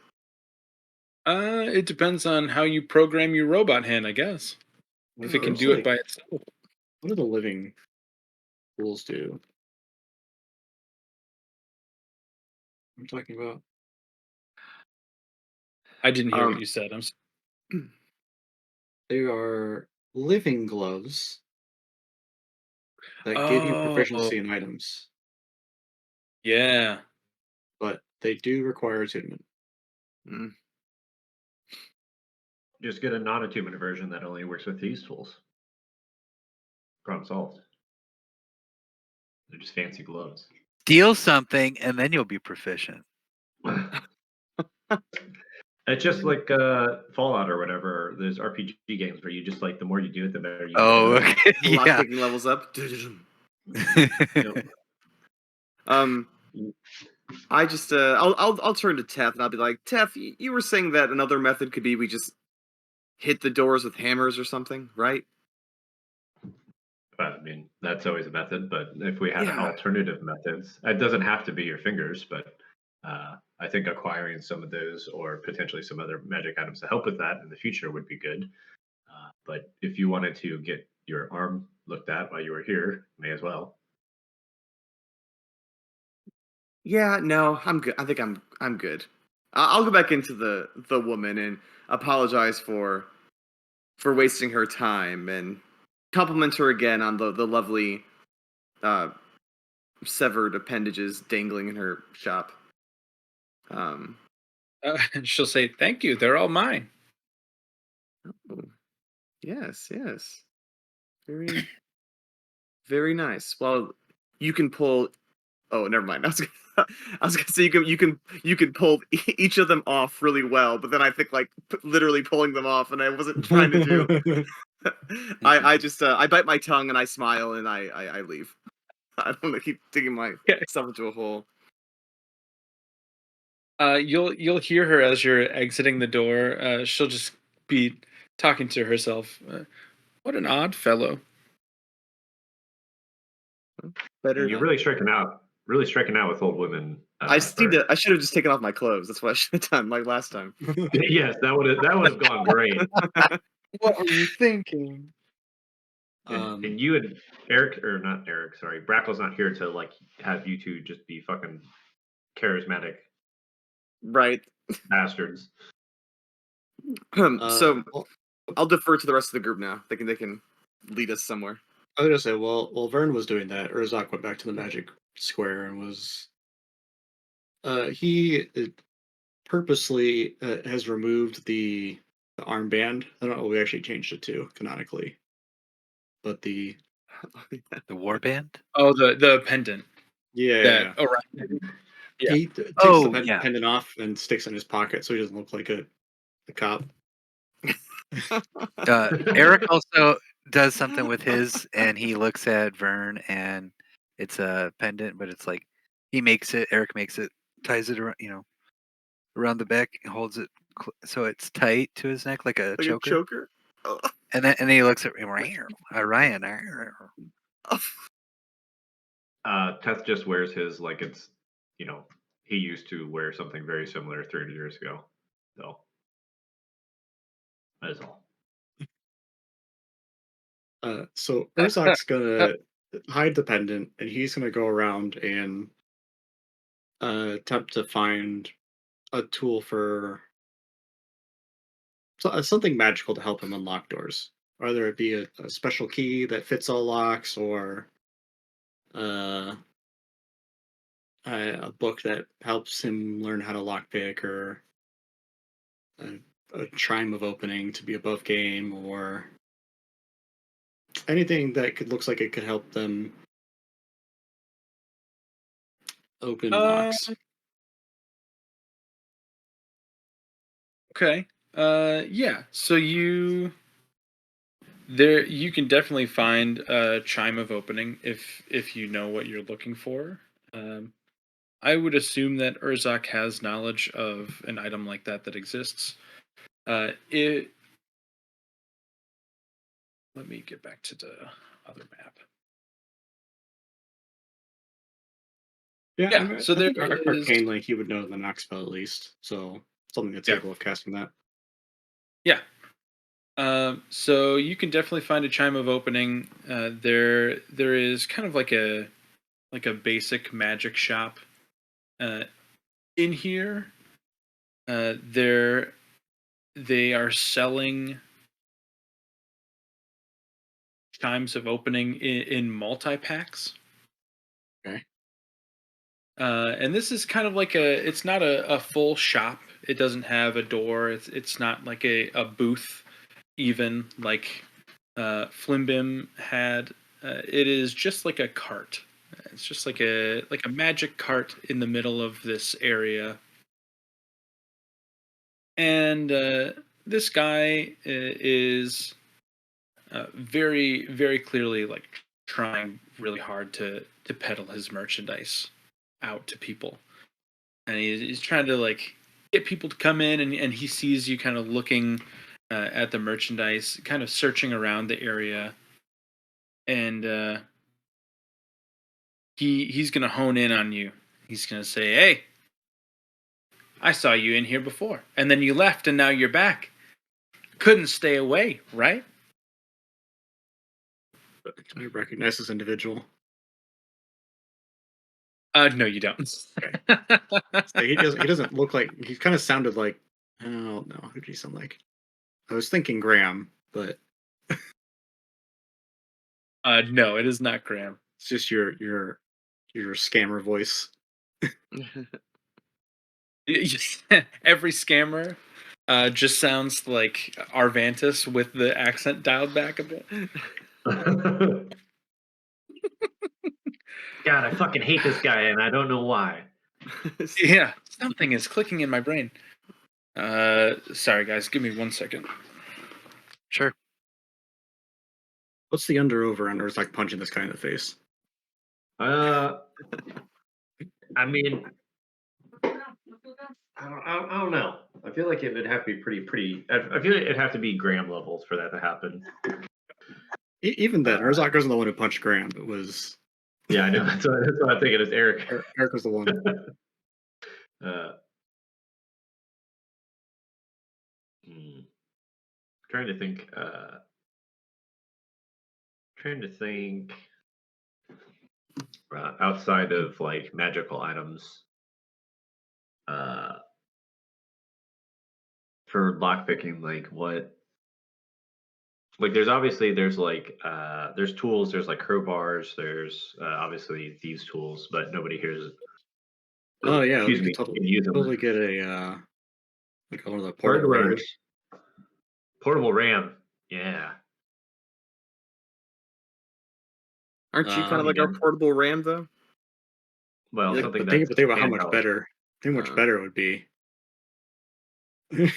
Imagine Urzak using Teth to fucking ram a door.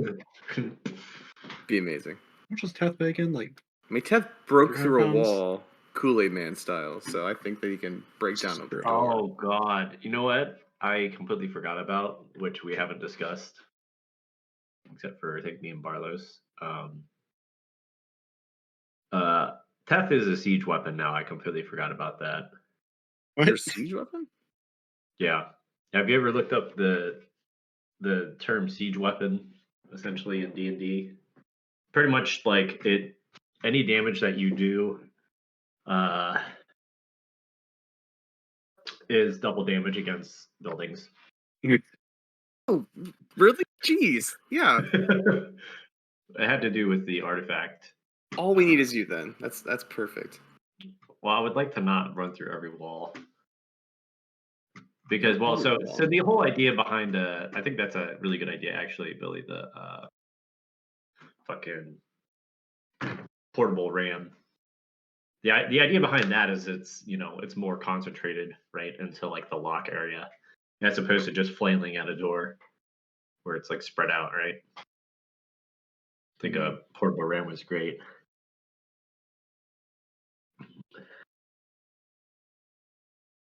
But I assuming this guy didn't rip me off. At least like finding a scroll or two of knock might not be bad. Yeah, that too. Yep, good idea. Knock. What does knock do? Was this the game where we had a knife or a dagger, a lock dagger? I Is don't that this think so. campaign? I think so, don't- but I don't know what it was from. Damn, I don't know what it's from. Maybe I'm hallucinating it, but I know that there's a dagger. It's like a dagger that unlocks shit. Maybe that was Critical Role. I think that they had it in one of their campaigns. It sounds more familiar than that, though.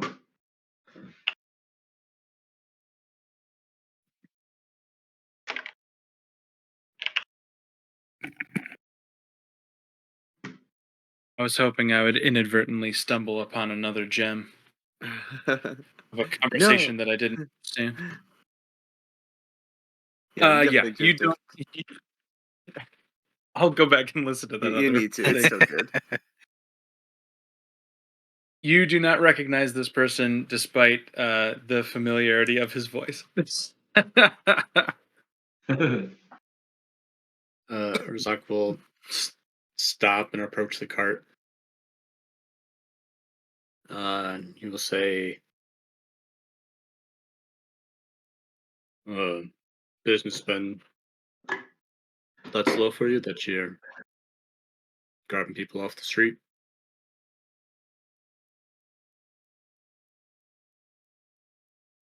I run a cart in the middle of a bunch of fancy magic shops. I gotta pull people in where I can. All right.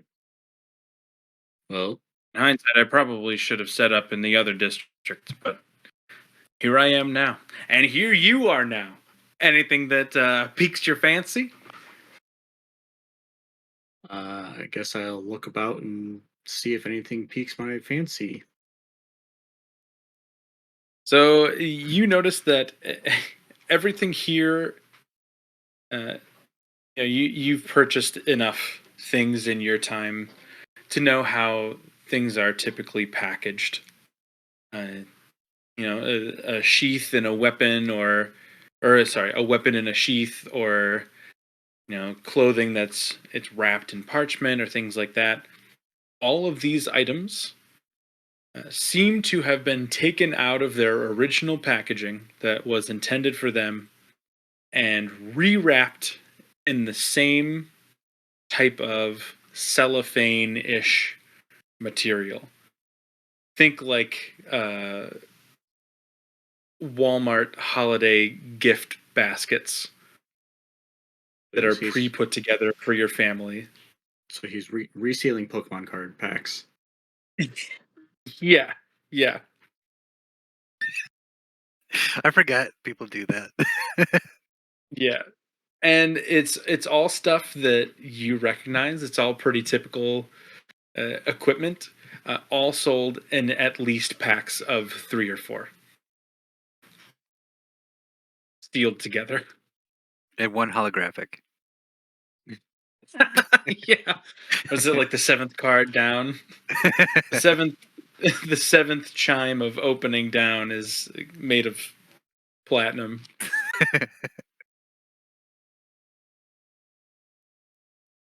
And Urzak's just gonna look at him and say, "Look, man, I don't have time to tell you everything wrong with your business model.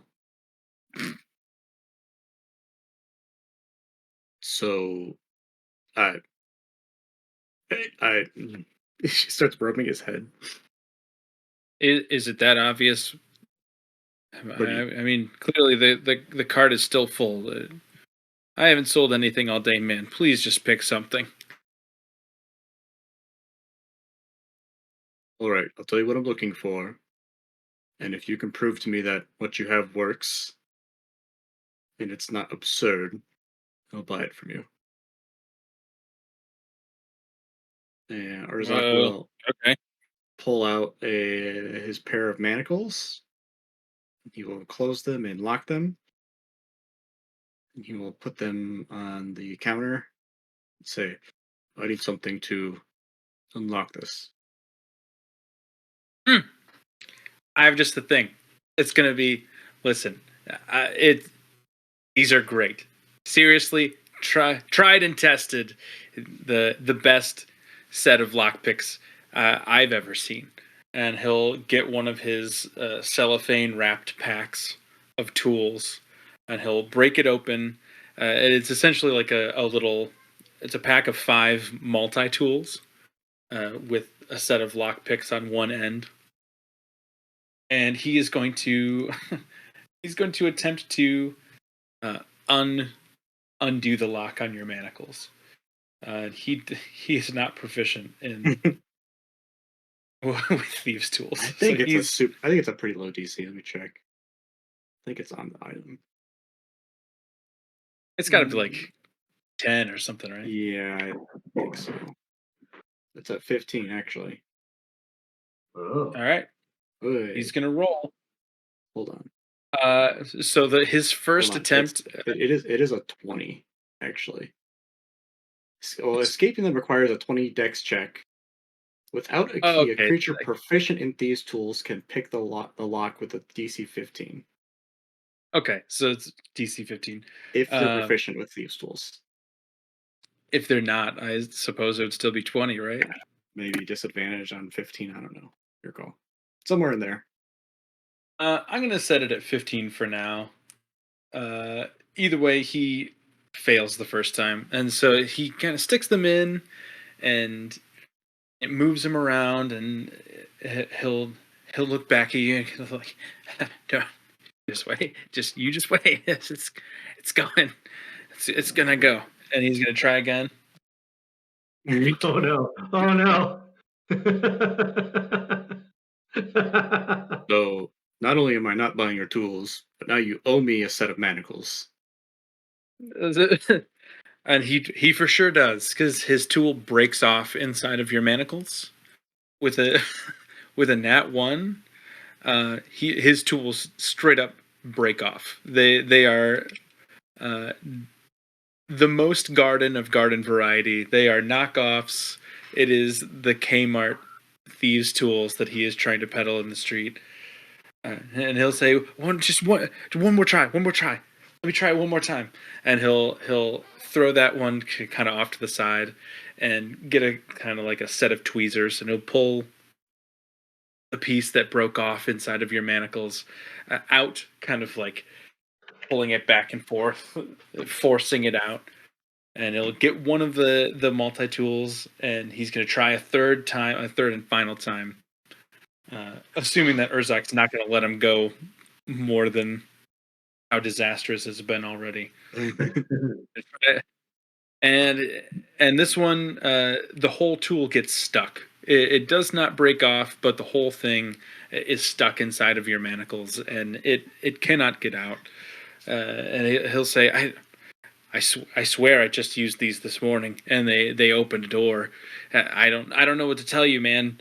I mean, but this was opened, so technically I can't sell this anymore. So you're gonna have to pay me 15 gold for this pack, because I can't. You got to replace it. Zuck's gonna reach into his pocket and slowly and methodically start putting the pendant around his neck. Make an intimidation check with advantage.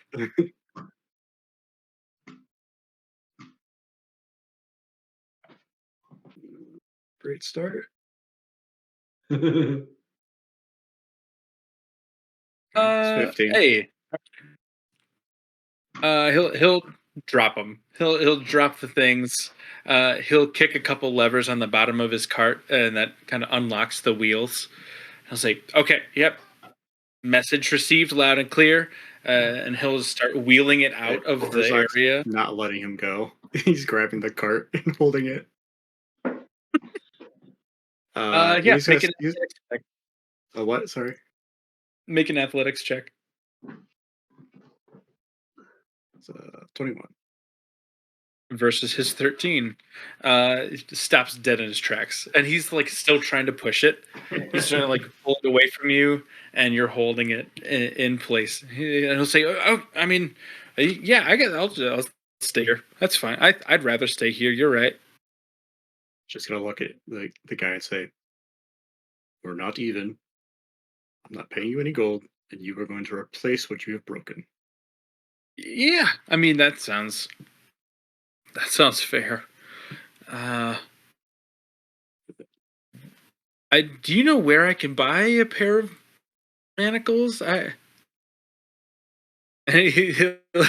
he'll reach around to the other side of his cart. He's like, I sell some, but clearly not as nice as yours. I just looked at the price of manacles. I didn't realize there are 4 gold pieces. It's expensive. yeah. I know.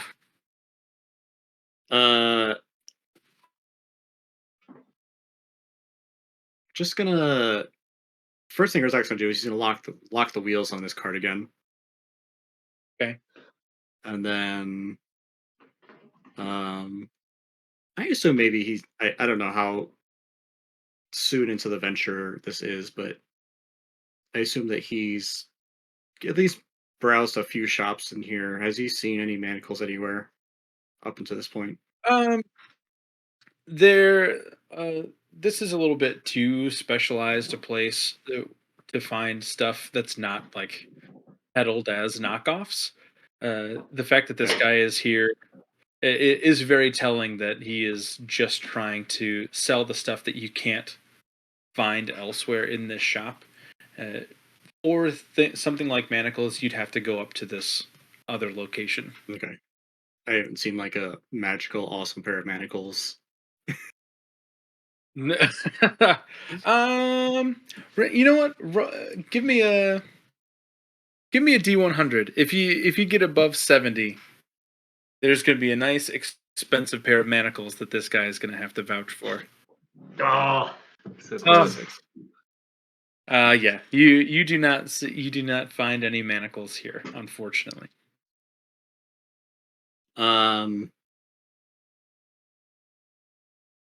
Herzog's just gonna look over the guy and he'll feel a little bad, and he'll motion towards his cheap knockoff manacles. He'll say, "Give me a pair of your a passable product, and I will let you go." I was just about to propose. You actually are my 50th customer today, and as you know, the 50th customer every day in Kazul, wherever you go, gets a free gift on the house. So here's a pack of manacles. You won it, man. Great job. So you now have 5 pairs of the shittiest manacles possible. I want to be very clear about something to you. Yep. Okay. Okay. This is not a gift to me. This is you attempting to make up for what you've broken of mine. Yeah. Yeah, it probably is. You're right. Okay. Be gone. I move this card elsewhere. You don't belong here. The fastest you've ever seen somebody move. He clicks the brakes on the cart and just runs out. Things are just falling off the sides of his cart. and he's not stopping to pick them back up. He is on his way to where he belongs. Let me add 5 shitty manacles to my inventory. Excuse me. Oh, come on. Roll 20. D&D Beyond. Okay. Yeah, at this point, he's either looking for a wand or something that will help him cast knock, or if there's a scroll shop or something nearby where he could purchase a scroll of knock. Yeah. You can easily find there are plenty of standard magic places here. Uh, you can easily find a scroll of knock.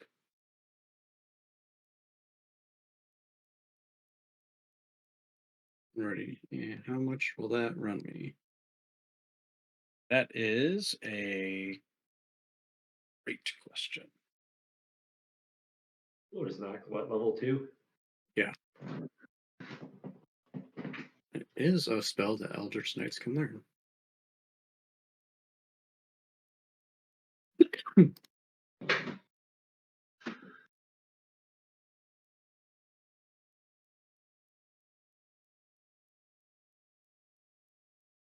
course, there is nothing on here about pricing. It's a pretty ritzy place. Yeah, you find a little magic shop kind of tucked away in a corner here, operated by a little gnome, a little hill gnome, and he'll say, "Yeah, I have this scroll of knock for you. You can have it for 250 gold." Price. I don't suppose I could interest you in 5 pairs of manacles. I suppose you and the missus get up to, well, not looking to spice things up, are you? Those aren't Jeff's manacles, are they? Look, like I said, purely for spicing up your romance life. Make a make a persuasion check. I'm so good at this. Damn. 4. Herzog doesn't even buy it. He knows their shit. It's just like, come on, man. The little gnome will say, How dare you insinuate that my spouses and I use manacles at all? We prefer hempen rope. It'll be 250 gold, please." Yeah, I'll dish out the gold and He'll take it, and as you kind of hand it over, he'll reach out for it, and his sleeve will kind of come up, and you'll see like severe like burns around his wrists. just nod And you have a scroll of knock. Does Teth, are you doing something? You can go ahead. I just Theoretically, want this is going. This was going around the same time that Bert was doing his thing, but Okay. So if we're kind of placing that's right, because Urzak jumped out, went over. Yep. If you're doing that, yeah, go back to that scene, and if you're doing anything with the grafting prosthetic woman store owner. Yeah, that was just. I was gonna say for as far as the travel there with Vern, Teth would just have gone with Vern just because he's small. I don't know if Eric would have done his own thing during then, if that makes sense. I'm wrestling with either just doing something random, finding just a random vendor, or going into the grafting thing and I kind of had a question about the grafting thing, but Okay. if you want to role play that instead, I No, think we go should ahead role with play your. it. Okay. In this world. Would there a grafter? Does that something that like they change the color of your skin to have an actual benefit? Eric, being a light skinned sea elf, has always been underwater and not blended in with the colorful fish or coral, so and so. Sure. So you want to Okay, change your skin blue? I'm gonna go into the fucking grafter, and I'm gonna go for counter shading, so I could have a white belly and a dark back. Trying to look like Sonic the Hedgehog? Like, what are we going for here? I was gonna say, what a weird way to propose that. I get what you're saying, what you're going for. What an odd way to ask for that thing for Eric. But yeah, head on in. You can ask her for whatever you'd like.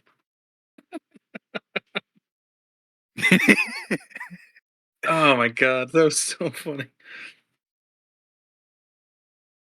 She'll when you This is enter, this is she'll say, after "What?" Burns.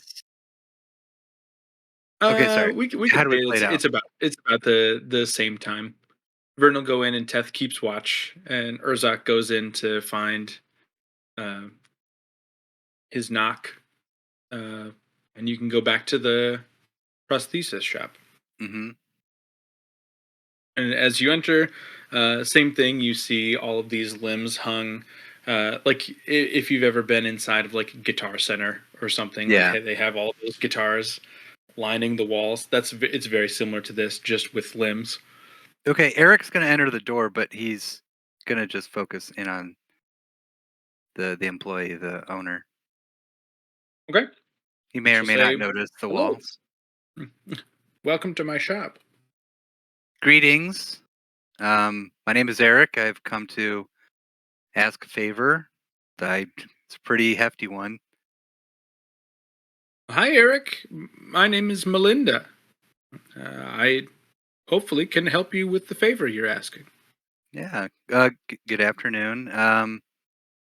So of course you do grafting. Is that correct? Yes. Do your skills and talents allow you to make someone such as myself gain camouflage when underwater? Have you ever noticed certain aquatic creatures? Camouflage is built in a way that counter shading. Are you familiar? Like me as Not a person in this world, or Melinda? Melinda. Yeah, she would be uh she would know what that entails. Yes. Yeah, but he does have that kind of like, where he was going to explain it, but then short version. Are you familiar with counter shading? Okay. Yeah. That's what I'm looking for. All my life, I've been a pale sea elf. Believe it or not, I am sea elf, not wood elf. Um, I could show that. I guess probably there's some type of gill type thing going on, or I don't know, flare Yeah, my nostrils in you'd such a have way. gills. Yeah. Yeah. Um, so just what does that cost? I hope I can cover something like that. That sounds pretty impressive. Are you looking for just partial body, visible skin, like hands and face and neck? Or are you Eh, looking for total yeah, coverage? I think that visible skin is what I'm looking for. Sure. Well, if you'll step up to the counter here, we can take a look at the different designs that I can use. Now, I'm not a tattoo shop. You'll have to go across the way for that. So this takes a little bit longer. It is something that I would insert into your skin. essentially. It takes quite a while, and it is fairly painful. But if you're okay with that, it's certainly something that we could do. It may take a series of sessions over a couple of days, but we could get that done for you. I'd say one hand probably run you at least 100 gold. Your full face and neck probably 350, 400 gold. So in total, if you're just doing your hands and wrists and face and neck, you're looking at 600-700 gold total. Okay. Melinda, I would agree to that. However, I am concerned about meeting the timeliness of these appointments. When is the next appointment? Over tomorrow? Is that what you're saying? Implying? I do have a customer coming in about an hour. Normally they take 4 to 5 hours to complete. The head would be much longer than that, maybe 6 hours, 6.5. I could get you in 2 or 3 days for your first session.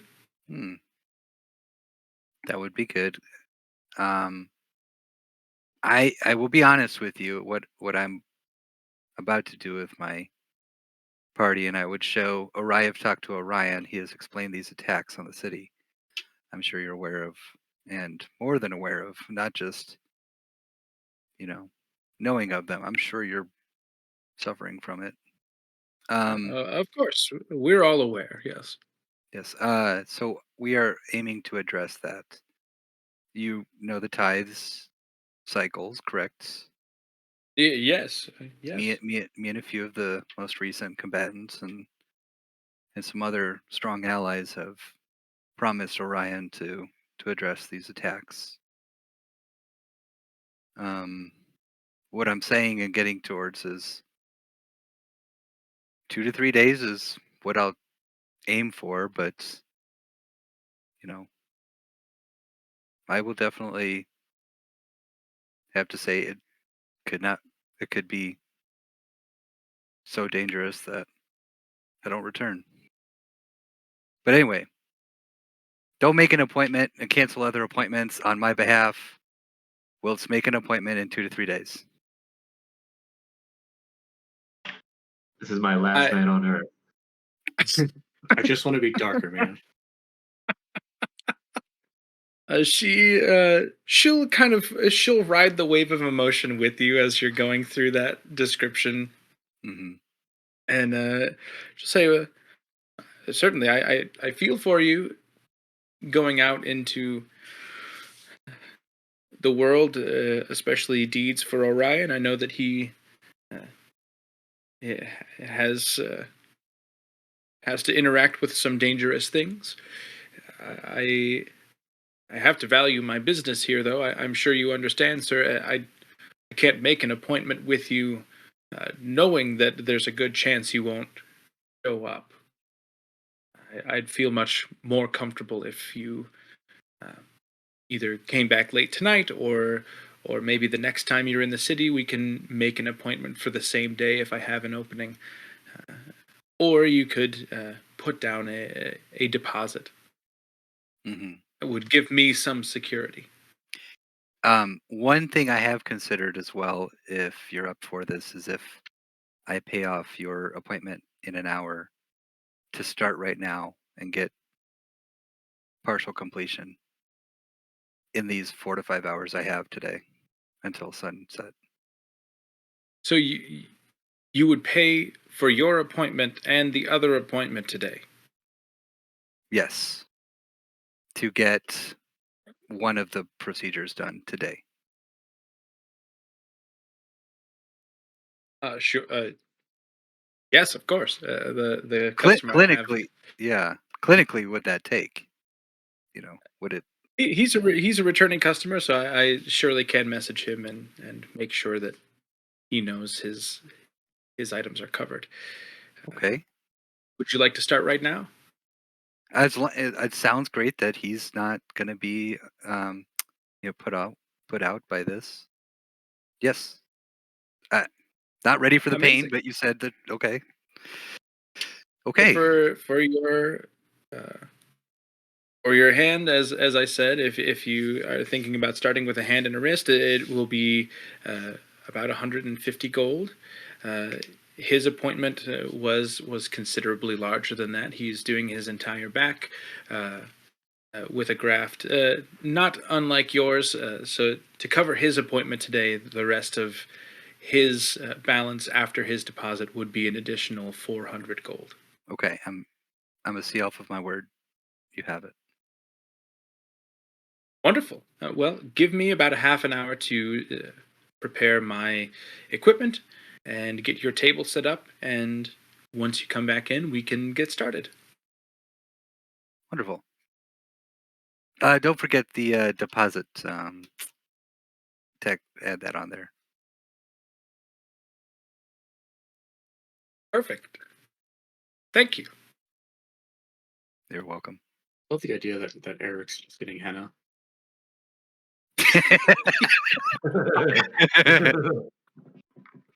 And I want like, I don't know, like a flower. It'd be pretty cool. Well, it's going to be. I don't know. I don't know if any design is going to work as counter shading, though. I think it all has to be blue. Otherwise, it Yeah. defeats the- Like a deep blue, yeah.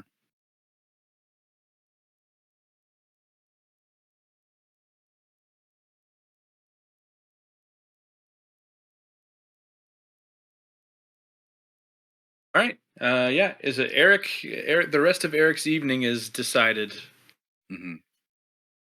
What are the rest of you planning to do? I'll So check out the tattoo shop. what is the damage again for the gold that I deposit? Did I say? The back, the So 150. So that was like so 400 it's for the back, 150 for 150. your procedure today, Okay. Okay. and then 450 for the back. So you're Uh, looking at four, 600 for what you're 400. paying for today. 400. Sorry, So 550. 550 for what you're paying today. I remember. And I remember then you the said. only the only reason you would need a deposit is if you were planning another appointment in a couple days. She would ask for a That's right. security Okay. deposit. So you So don't I'm need to not do that if doing you're that. making that appointment. Okay. Yeah. So I will do that. 550. 550. Done. Great. Vern, you're gonna go to the tattoo shop? Yeah. I feel like maybe when I come out of the thing and Eric's gone to do the weird body thing, right? And Teth's there standing guard. Is that how all these scenes are overlapping? Yeah, they're so now waiting for you. So I'm like, Teth, So this where's Eric? is When I hear about it, I'm gonna be like, well, in that case, I'm gonna go to the tattoo shop. If we're just gonna be silly and Okay, I will follow you and make sure nobody steals you. thank you, Teth. Tattoo shop, let's go. Good Alright, luck, so Vern. Okay. Teth and Vern, as you guys approach the tattoo shop, it is an incredibly aesthetically pleasing shop. It's very vibrant. The colors on the outside are somehow super complementary, but there are a bunch of colors. It's um, a very vibrant storefront. Blues and oranges and greens and purples, all kind of painting different elements of the house or of the shop a different color. And it has a big red door in the middle, shaped almost like the Hobbiton houses. It's a perfect circle, uh, and it is open. The door is open. It's a very welcoming environment. You can just walk right on in. Okay. And I do just that. Is Teth gonna wait outside? What are you gonna Teth, do you wanna I know you can't really get a tattoo yourself, but you wanna come in? Sure. All right. We both walk in. As you walk in, it is a completely circular shop. There are 5 chairs lining the outside of the room. They're all kind of equidistant from each other, with the door taking the sixth spot where the sixth chair would have been. And there are two creatures in the room right now. One of them is sitting in a chair, completely opposite from where you guys are, and the creature that is working on him is a very tall humanoid fox. You said box at first. It's like A humanoid box. fox. made of boxes. I'll Yeah. be like, excuse Humanoid. me, are you the owner of this charming establishment?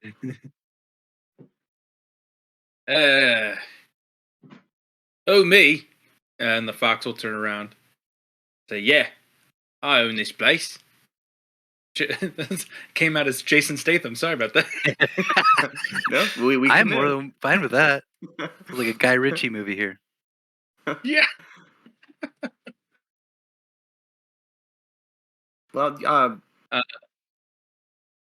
this is quite lovely, and as you can probably guess by me being here, I'm curious about getting a tattoo. I feel like recently I've done my fair share of adventuring, kind of proven myself that I'm a little bolder and brasher than I thought. So I think I've earned it.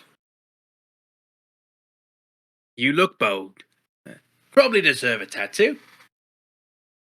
Thank you, thank you. So this is in the Magic District, isn't it? Yes, it is. So what do your tattoos do exactly? What can they do? Well, we have just purely aesthetic tattoos, if that's what you're into. We also have some magically charged tattoos, much more expensive, much more time consuming in that case. But we do it all. Okay. So like what kind of magic? Like what could a tattoo do for me? Like a creature that comes alive, or like give me a shield or a buff of some sort? Like this guy right We here, have and all I point kinds to of the things. person that the Fox Man is working on, right? Isn't he working on somebody right now? He is. And he said, "Oh, this guy? He's just getting a squirrel on his calf." That's more and more people are talking about that these days. Must be all the rage in Kazul. You probably have so many squirrels around here. All these high and impressive trees. You know the Kazulian desert squirrels, don't you? Oh, of course, of course. Ground Howling down squirrels. with the badgers, yes. They burrow. They burrow in the sand. Very nice. Well, it's and is this squirrel gonna do anything for him, or just? I mean, sir, it looks beautiful so far. By the way, you've made a great choice. It's gonna look right cute with the ladies. That's what it's gonna do. Okay, very nice. So like a charming spell, or just looks super cute. My art is charming, love. Okay, all right. I'll turn to Ted. Like I like this guy. He's so friendly, so warm. Um, He's gonna turn to the guy in the chair and he's gonna say, "I like this guy." so I guess I thought of a few things to commemorate. You know, my new status, and I guess it all kind of depends on cost and time, and I don't know. I would really like my friend Tef's opinion on what would be best, but on the smaller side of things, I thought a cute little bronze dragon on my pinky would be nice. So when I pop the pinky and I sip tea, they all know I'm still a badass because I have a little dragon on my pinky. Are And you thinking a full dragon on your pinky, or like the head of the dragon is your pinky and it's going down your hand? ooh, yeah, I just the finger, just the pinky. So it's like the full body of the dragon reaches down here. Maybe more like a serpentine dragon, you know.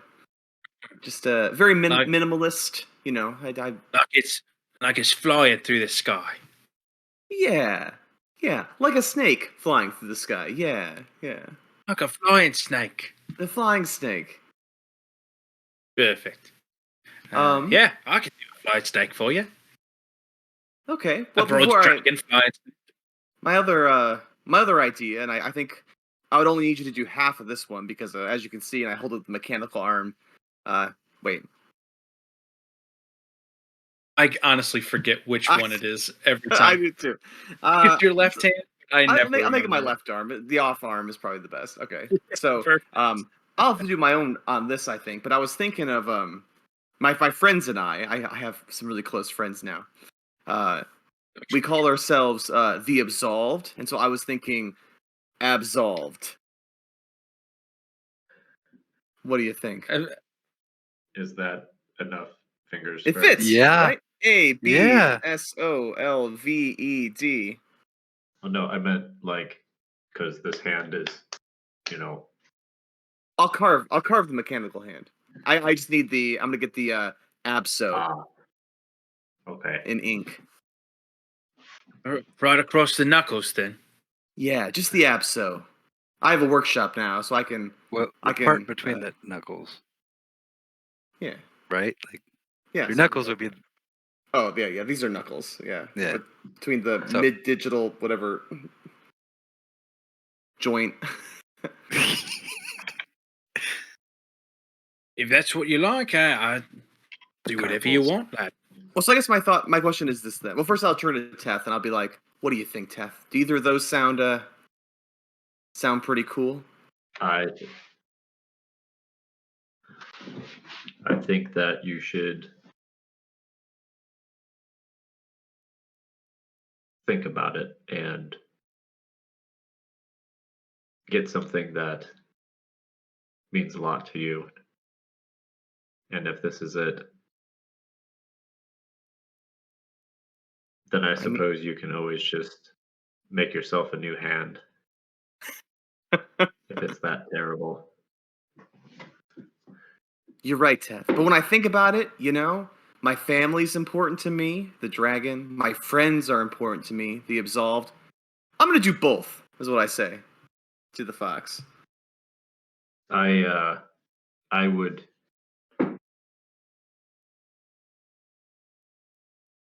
if I had to have an opinion, I would say words and phrases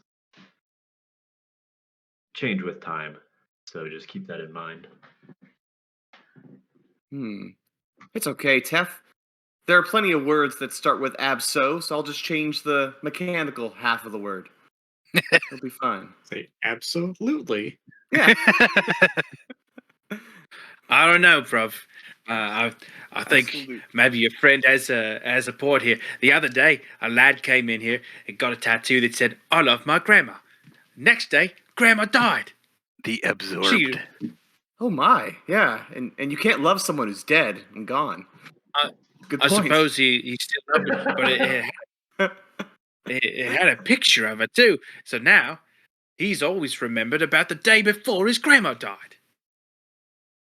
Oh yeah, that's Really like to imagine that she died from her grandson getting a tattoo and the shock. Yeah. I can't believe you defile your what?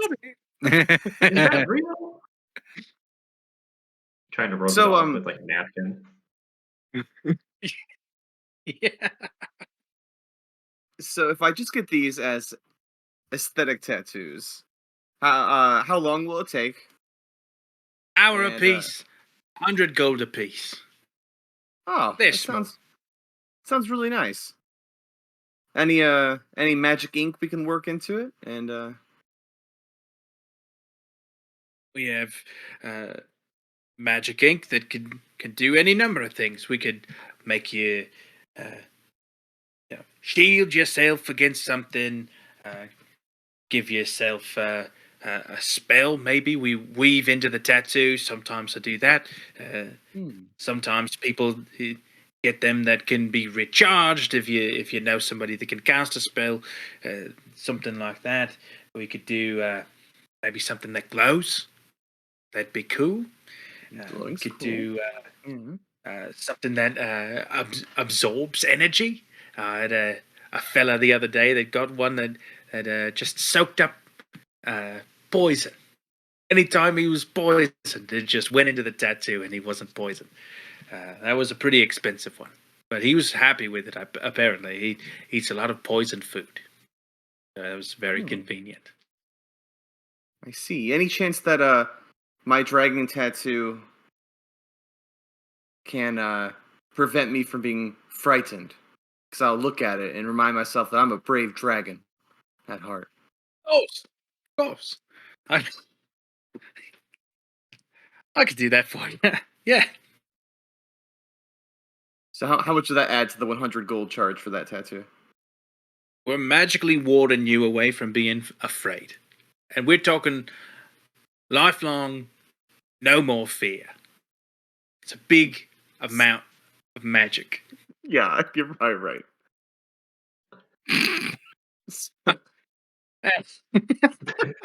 Yeah, that's gonna be a big number, my dude. I'm just never being afraid again. We'll say on the conservative end, I'll add 2 or 3 hours onto it, so maybe 4 hours of work. And bump it up to 800, 900 gold. Uh, Not depends on terrible. it depends on how well you take it too. Oh no. Sometimes people don't. They're just not ready for that much magic inked into their skin. So we'll have to set up a second appointment, something like that. So, in mechanical terms, he's saying depending on how well you roll your Constitution saves, Yeah. uh, as he's tattooing you, uh, it may require a second appointment, driving the price up a little bit. So it Hmm. fluctuates. Okay. I'll turn to Teth again.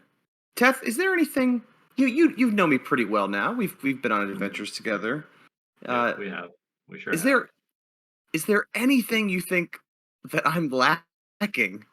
That if we could have Well, a spell in my skin that could help me with it, it would be a boon. well, I will say that if you ever get scared, Vern, you can always just stand next to me, and I can make that go away. So keep that in Aww. mind. I literally have an innate aura that makes people not scared. Oh, So, oh yeah, but that is true. That is true. but if you wanted to get that, that's completely your choice. Anything. So you're asking what do you need to make you better? Yeah. Could you just like not eat or sleep anymore? Could you get Well, I already something don't like really that? sleep because I'm half elf, so I kind of just meditate and doze a little bit. Uh, so eat or breathe. Can you get something that makes you so you don't require breathing? That's pretty nice. It does sound nice, but That would be way more expensive than not being frightened.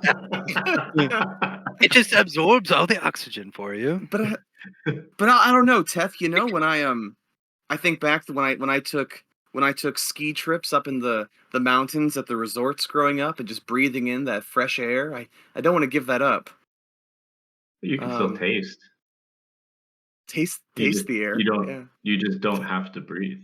Like you time to don't. breathe. Okay, yeah. It would be like it's like how you don't sleep because you meditate, right?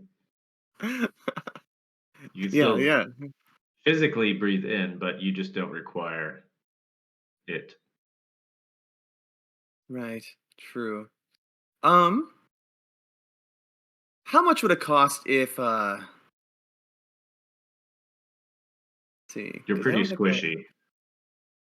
What if I what if my dragon pinky tattoo? What if I can go like this and it works like a very small lighter and it just makes a tiny little flame? How much extra would that cost? Well, I would liken that to tattoo with a spell woven into it. Uh, Certainly not as much magic as never being frightened again in your entire life. Right, Uh, right. we'll, we'll call that 300. 300 gold. Okay, okay. Um, Theoretically, how much would it be to not have to be required to breathe? I mean, that's so much. People breathe so much more than they're frightened. Like I know. it's changing basic physiology. Yeah. I don't even know. That'd be a super powerful. That's I like would say fundamental physiology too. yeah. So what, like 40,000 gold or I don't something? know. I can't imagine it's that expensive, but way more than 900. Hey, it's just options in case Eric decides he is just like, hey, I don't need to read anymore. That's true. Well, I don't need to Well, breathe underwater. But that's imagine if you true. didn't have to breathe above water. I do. Ooh, I'm I have trying to think. one more idea. Okay. So earlier, and this is my last one. I might just get the aesthetic tattoo for now, and come back again later when I want some extra ink added to make it magical. But um, I don't know if you have any capabilities for this, but I was in this place once, this sort of magical place, and I was able to like commune with one of my bronze dragon kin, and I don't think I can do that anymore. But what if I could just like I don't know, like maybe once a day, hold out the pinky, put it up to my ear, and make contact with a bronze dragon.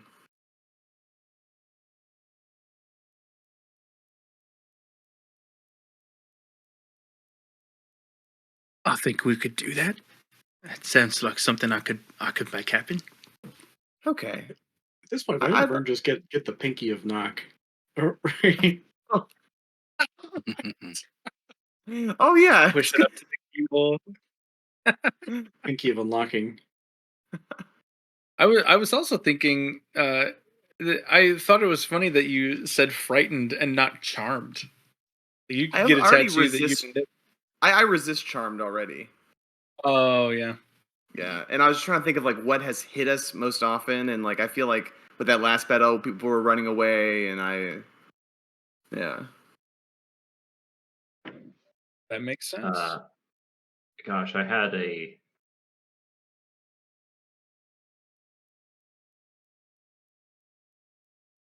had an idea for your tattoo, and I just lost it. Third tattoo or an idea for the magic? No. Okay. You could get, I think it was akin to what you were saying with like contacting the dragon. hmm You could get the equivalent of like a message spell, like engraved into your body, where it's like, once per day or once per week or once per whatever, you get a free casting of message. So you could be like, hey, uh, my dude, Bronze Dragon, how are you doing? I do have message already, but that's I have to like point to the Sorry, thing. sending, Yeah. sending. Sending. Sorry. Oh yeah, I like that. That's good. Who else has sending in this group? Someone else has sending, right? No clue. I believe it's Brackle? Brackle and Sakai. Yeah. Okay, which I they've know been really Zakai busy does. lately, guys. So maybe it'd be in our best interest if could I get like a sending? How much would it cost to get a sending use? Sending is a third level spell, Okay. which would make it an uncommon tattoo. So that would be right on par with the other one, 300. Really? That seems much more better We than a could. lighter. I mean, lighter is charming. I could be like, oh, need a light for your smoke, milady? Yeah, And then, I don't know how it mechanically would work, but like just thinking of it like as Vern, like I feel like that's something that Vern would be even after adventuring. Like let's say he was doing business stuff and he was like, "Oh, hold on, let me reach out to my contact." He's like, oh, yeah, making you're right. And calls. I am making You know, contacts with Hmm. people across Azura. This could yes, be really important. yeah. You'd Yeah. be like, just let me see how Buy, the sell, business is sell. going. Yeah, basically making Vern a cell phone. Yeah. Okay, Essentially, I'll yeah. do that. I want to do I want to do abso on this fist, and I want to do which is just aesthetic, and I want to do a tiny little serpentine dragon running at my pinky that can cast sending once a day. Great. You can like Yeah. speak into it.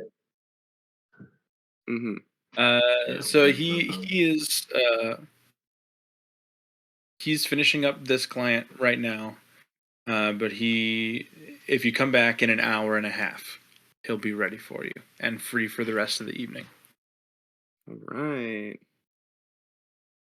Cool. And it will take an hour and a half. Nice. Much better than skin grafting. Right. I mean, yeah, skin grafting is like way bigger. Like, it's a way more. Mhm. That's a bigger project, right?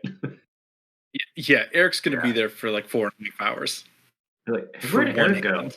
He's So getting his entire hand grafted.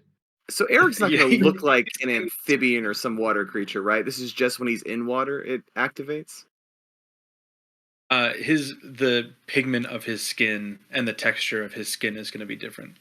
Forever. Oh, this is. Oh wow. Yeah. Okay. Yeah. It is a permanent graft onto his hand and wrist. It's the equivalent of like you ever see where they wrap cars with like patterns and stuff. Uh huh. Yeah. That's what we're doing with Uh, Eric. That's what Eric's doing. He's just like, I want to be camouflage, and just Okay. Cool.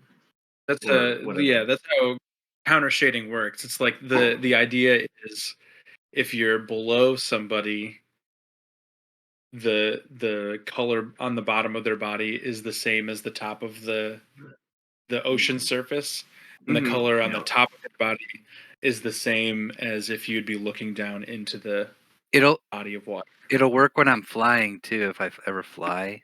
Yeah. Oh, yeah. I mean, wind walk, that's the only way we've flown so far, light, but Yeah, makes sense. Hey man. You thought we were actually doing things today, Barlos. I'm perfectly happy with this. I'm perfectly happy. Right, yeah. I'm I all set. will say, is there anything that any of the four of you, because now Vern and Eric are spoken for the rest of the day. So Teth and Urzok specifically, is there anything that you two would like to do with the rest of your evening? So you have 4 hours of daylight, and then I'm assuming you're going to long rest. And Orion has set up for you to bunk in the military housing district, so you have a place to stay already. Can we just go to the stables today and arrange for our camels for tomorrow? Yeah, for Sure. pickup. Camels for pickup. Now here's the real question: who actually needs and who doesn't need like mount for travel? oh, Yeah. I could use one. Okay. I think I Tess wasn't might be the only sure. one that doesn't need one. Who? I thought there was somebody else, but I might be Donovan, thinking of who? other players. I think Tess is the only one that wouldn't need one. If I ever used Enlarge on Zapdos, could I ride him? Or is he? Because he's tiny. Enlarge- He's tiny. He's tiny. So that would make him small or something. That only ups I'd make one. him If medium. we can Five get, levels. oh, here we go, Vern. Go enlarge Zapdos. Go into the tiny workshop. Have Zapdos carry the workshop. There you go. That's how you you got it. Just don't make sure he doesn't drop you. Or you're gone for You'd have to, just like tie him on, like tied on his back. Oh, Metallic, that's just put like a smart. magnet on him. God, you know what that reminds me of? And we could I all gotta go find it small now. into the workshop, right? We could. We don't need camels. We don't need all camels. ride in the Fuck this. workshop. No. That's the greatest idea I've ever heard. Yeah. Dude, But we can also workshop use only your critter one creature too. at a time. The bigger critter. Oh, okay. Only one creature can enter the workshop at a time. Oh. Paragon, and what was it? I would like go over and like say the words before Vern can, and going then I would be the Paragon? one. Yeah. Which I love Paragon has going absolutely gone or nothing something? to do with workshops. It makes no sense in the context of Right. the workshop. It's the only picture I could find, but it Is reminded it me going of Paragon? Baba Yaga's like chicken hut. I love the Baba Yaga house. Yes, they're so cool. That reminds me of. I feel like Howl's Moving Castle is based on a Baba Yaga hut, right? It's got to be. So I didn't even know what you just Based said. off of Immortal Engines by Peter Jackson. Oh, that too. Yeah. No, Howl's Moving Castle. I don't know what any of those words anybody just said were. So The What a Miyazaki pretty film. fire. Miyazaki film. yep. Studio I don't Ghibli. think I've Ghibli. seen any. I don't think I've seen anything that Studio Ghibli has ever done. Oh, you. Ironically, I personally think it's one of the most overrated films of all time. But Oh, yeah. I mean, it's not. No. I mean, I mostly like it for. I the personally Calcifer. think I you're think yeah, it's wrong. adorable. Miyazaki does like really great art and everything's really pretty. But story wise, Some of the stories are just like it's very like reminds me of almost like Wes Anderson. oh yeah, People good like to it look just at. because But... people just think it's cool because it's kooky. Well, Spirited Away. Come on, Spirited Away. I mean, don't get me wrong, I loved it. Yeah, Spirited Away. I think is pretty solid. Story wise too, I think it's pretty good. I like Ponyo's story. I The Little also Mermaid. absolutely do not want to go into Vern's workshop personally. But I do get what That's Donovan's terrifying. saying is that Ghibli movies are just like vibes or moods. Mm-hmm. And they're and don't get me wrong, they're great for that. But I feel like I don't know. No, you make a good point. Maybe it's just my experience where people are like, it's like the greatest thing ever of all time. Yeah, you got like, overhyped. Yeah. I agree. Apparently, The Boy and the Heron is really good. The which one? Oh yeah, I want to see. I do want to see that. But Just Donovan, like- you and I just come like- from like really different animes because like I watch like Ghibli and then a show called like Mushishi. Oh, I love Mushishi. That's like a top Yeah. anime for me. Yeah, man. Like I watch that kind of stuff, but I don't Is do Mushishi the one that's like the almost like a Evangelion paintbrush strokes? The art? No. I don't know about the art. It's such a good show. I like keep thinking I'm gonna rewatch it at some point. Yeah. Hey guys, I'm actually gonna have to hop off early tonight. I'm so sorry. Okay. I No, no apologize. worries. No problem. It's okay. I feel like we deals with, were like, kind of supernatural winding stuff. down anyways. Yeah, we're gonna get camels. We're gonna be tatted up and grafted, and then we're gonna Yeah. So head on. first thing next time, which is not next week, is in 2 weeks. Mhm. We'll roll for the grafting, roll for the tattoo, do whatever Crowbar wants to do at the armory, and then we'll do mounts and leave. So, So you guys can just do. You can long rest your characters now. Barlos, if you have time, because I know, like you're saying that you're not working, what was the magical pen and notebook item you could create?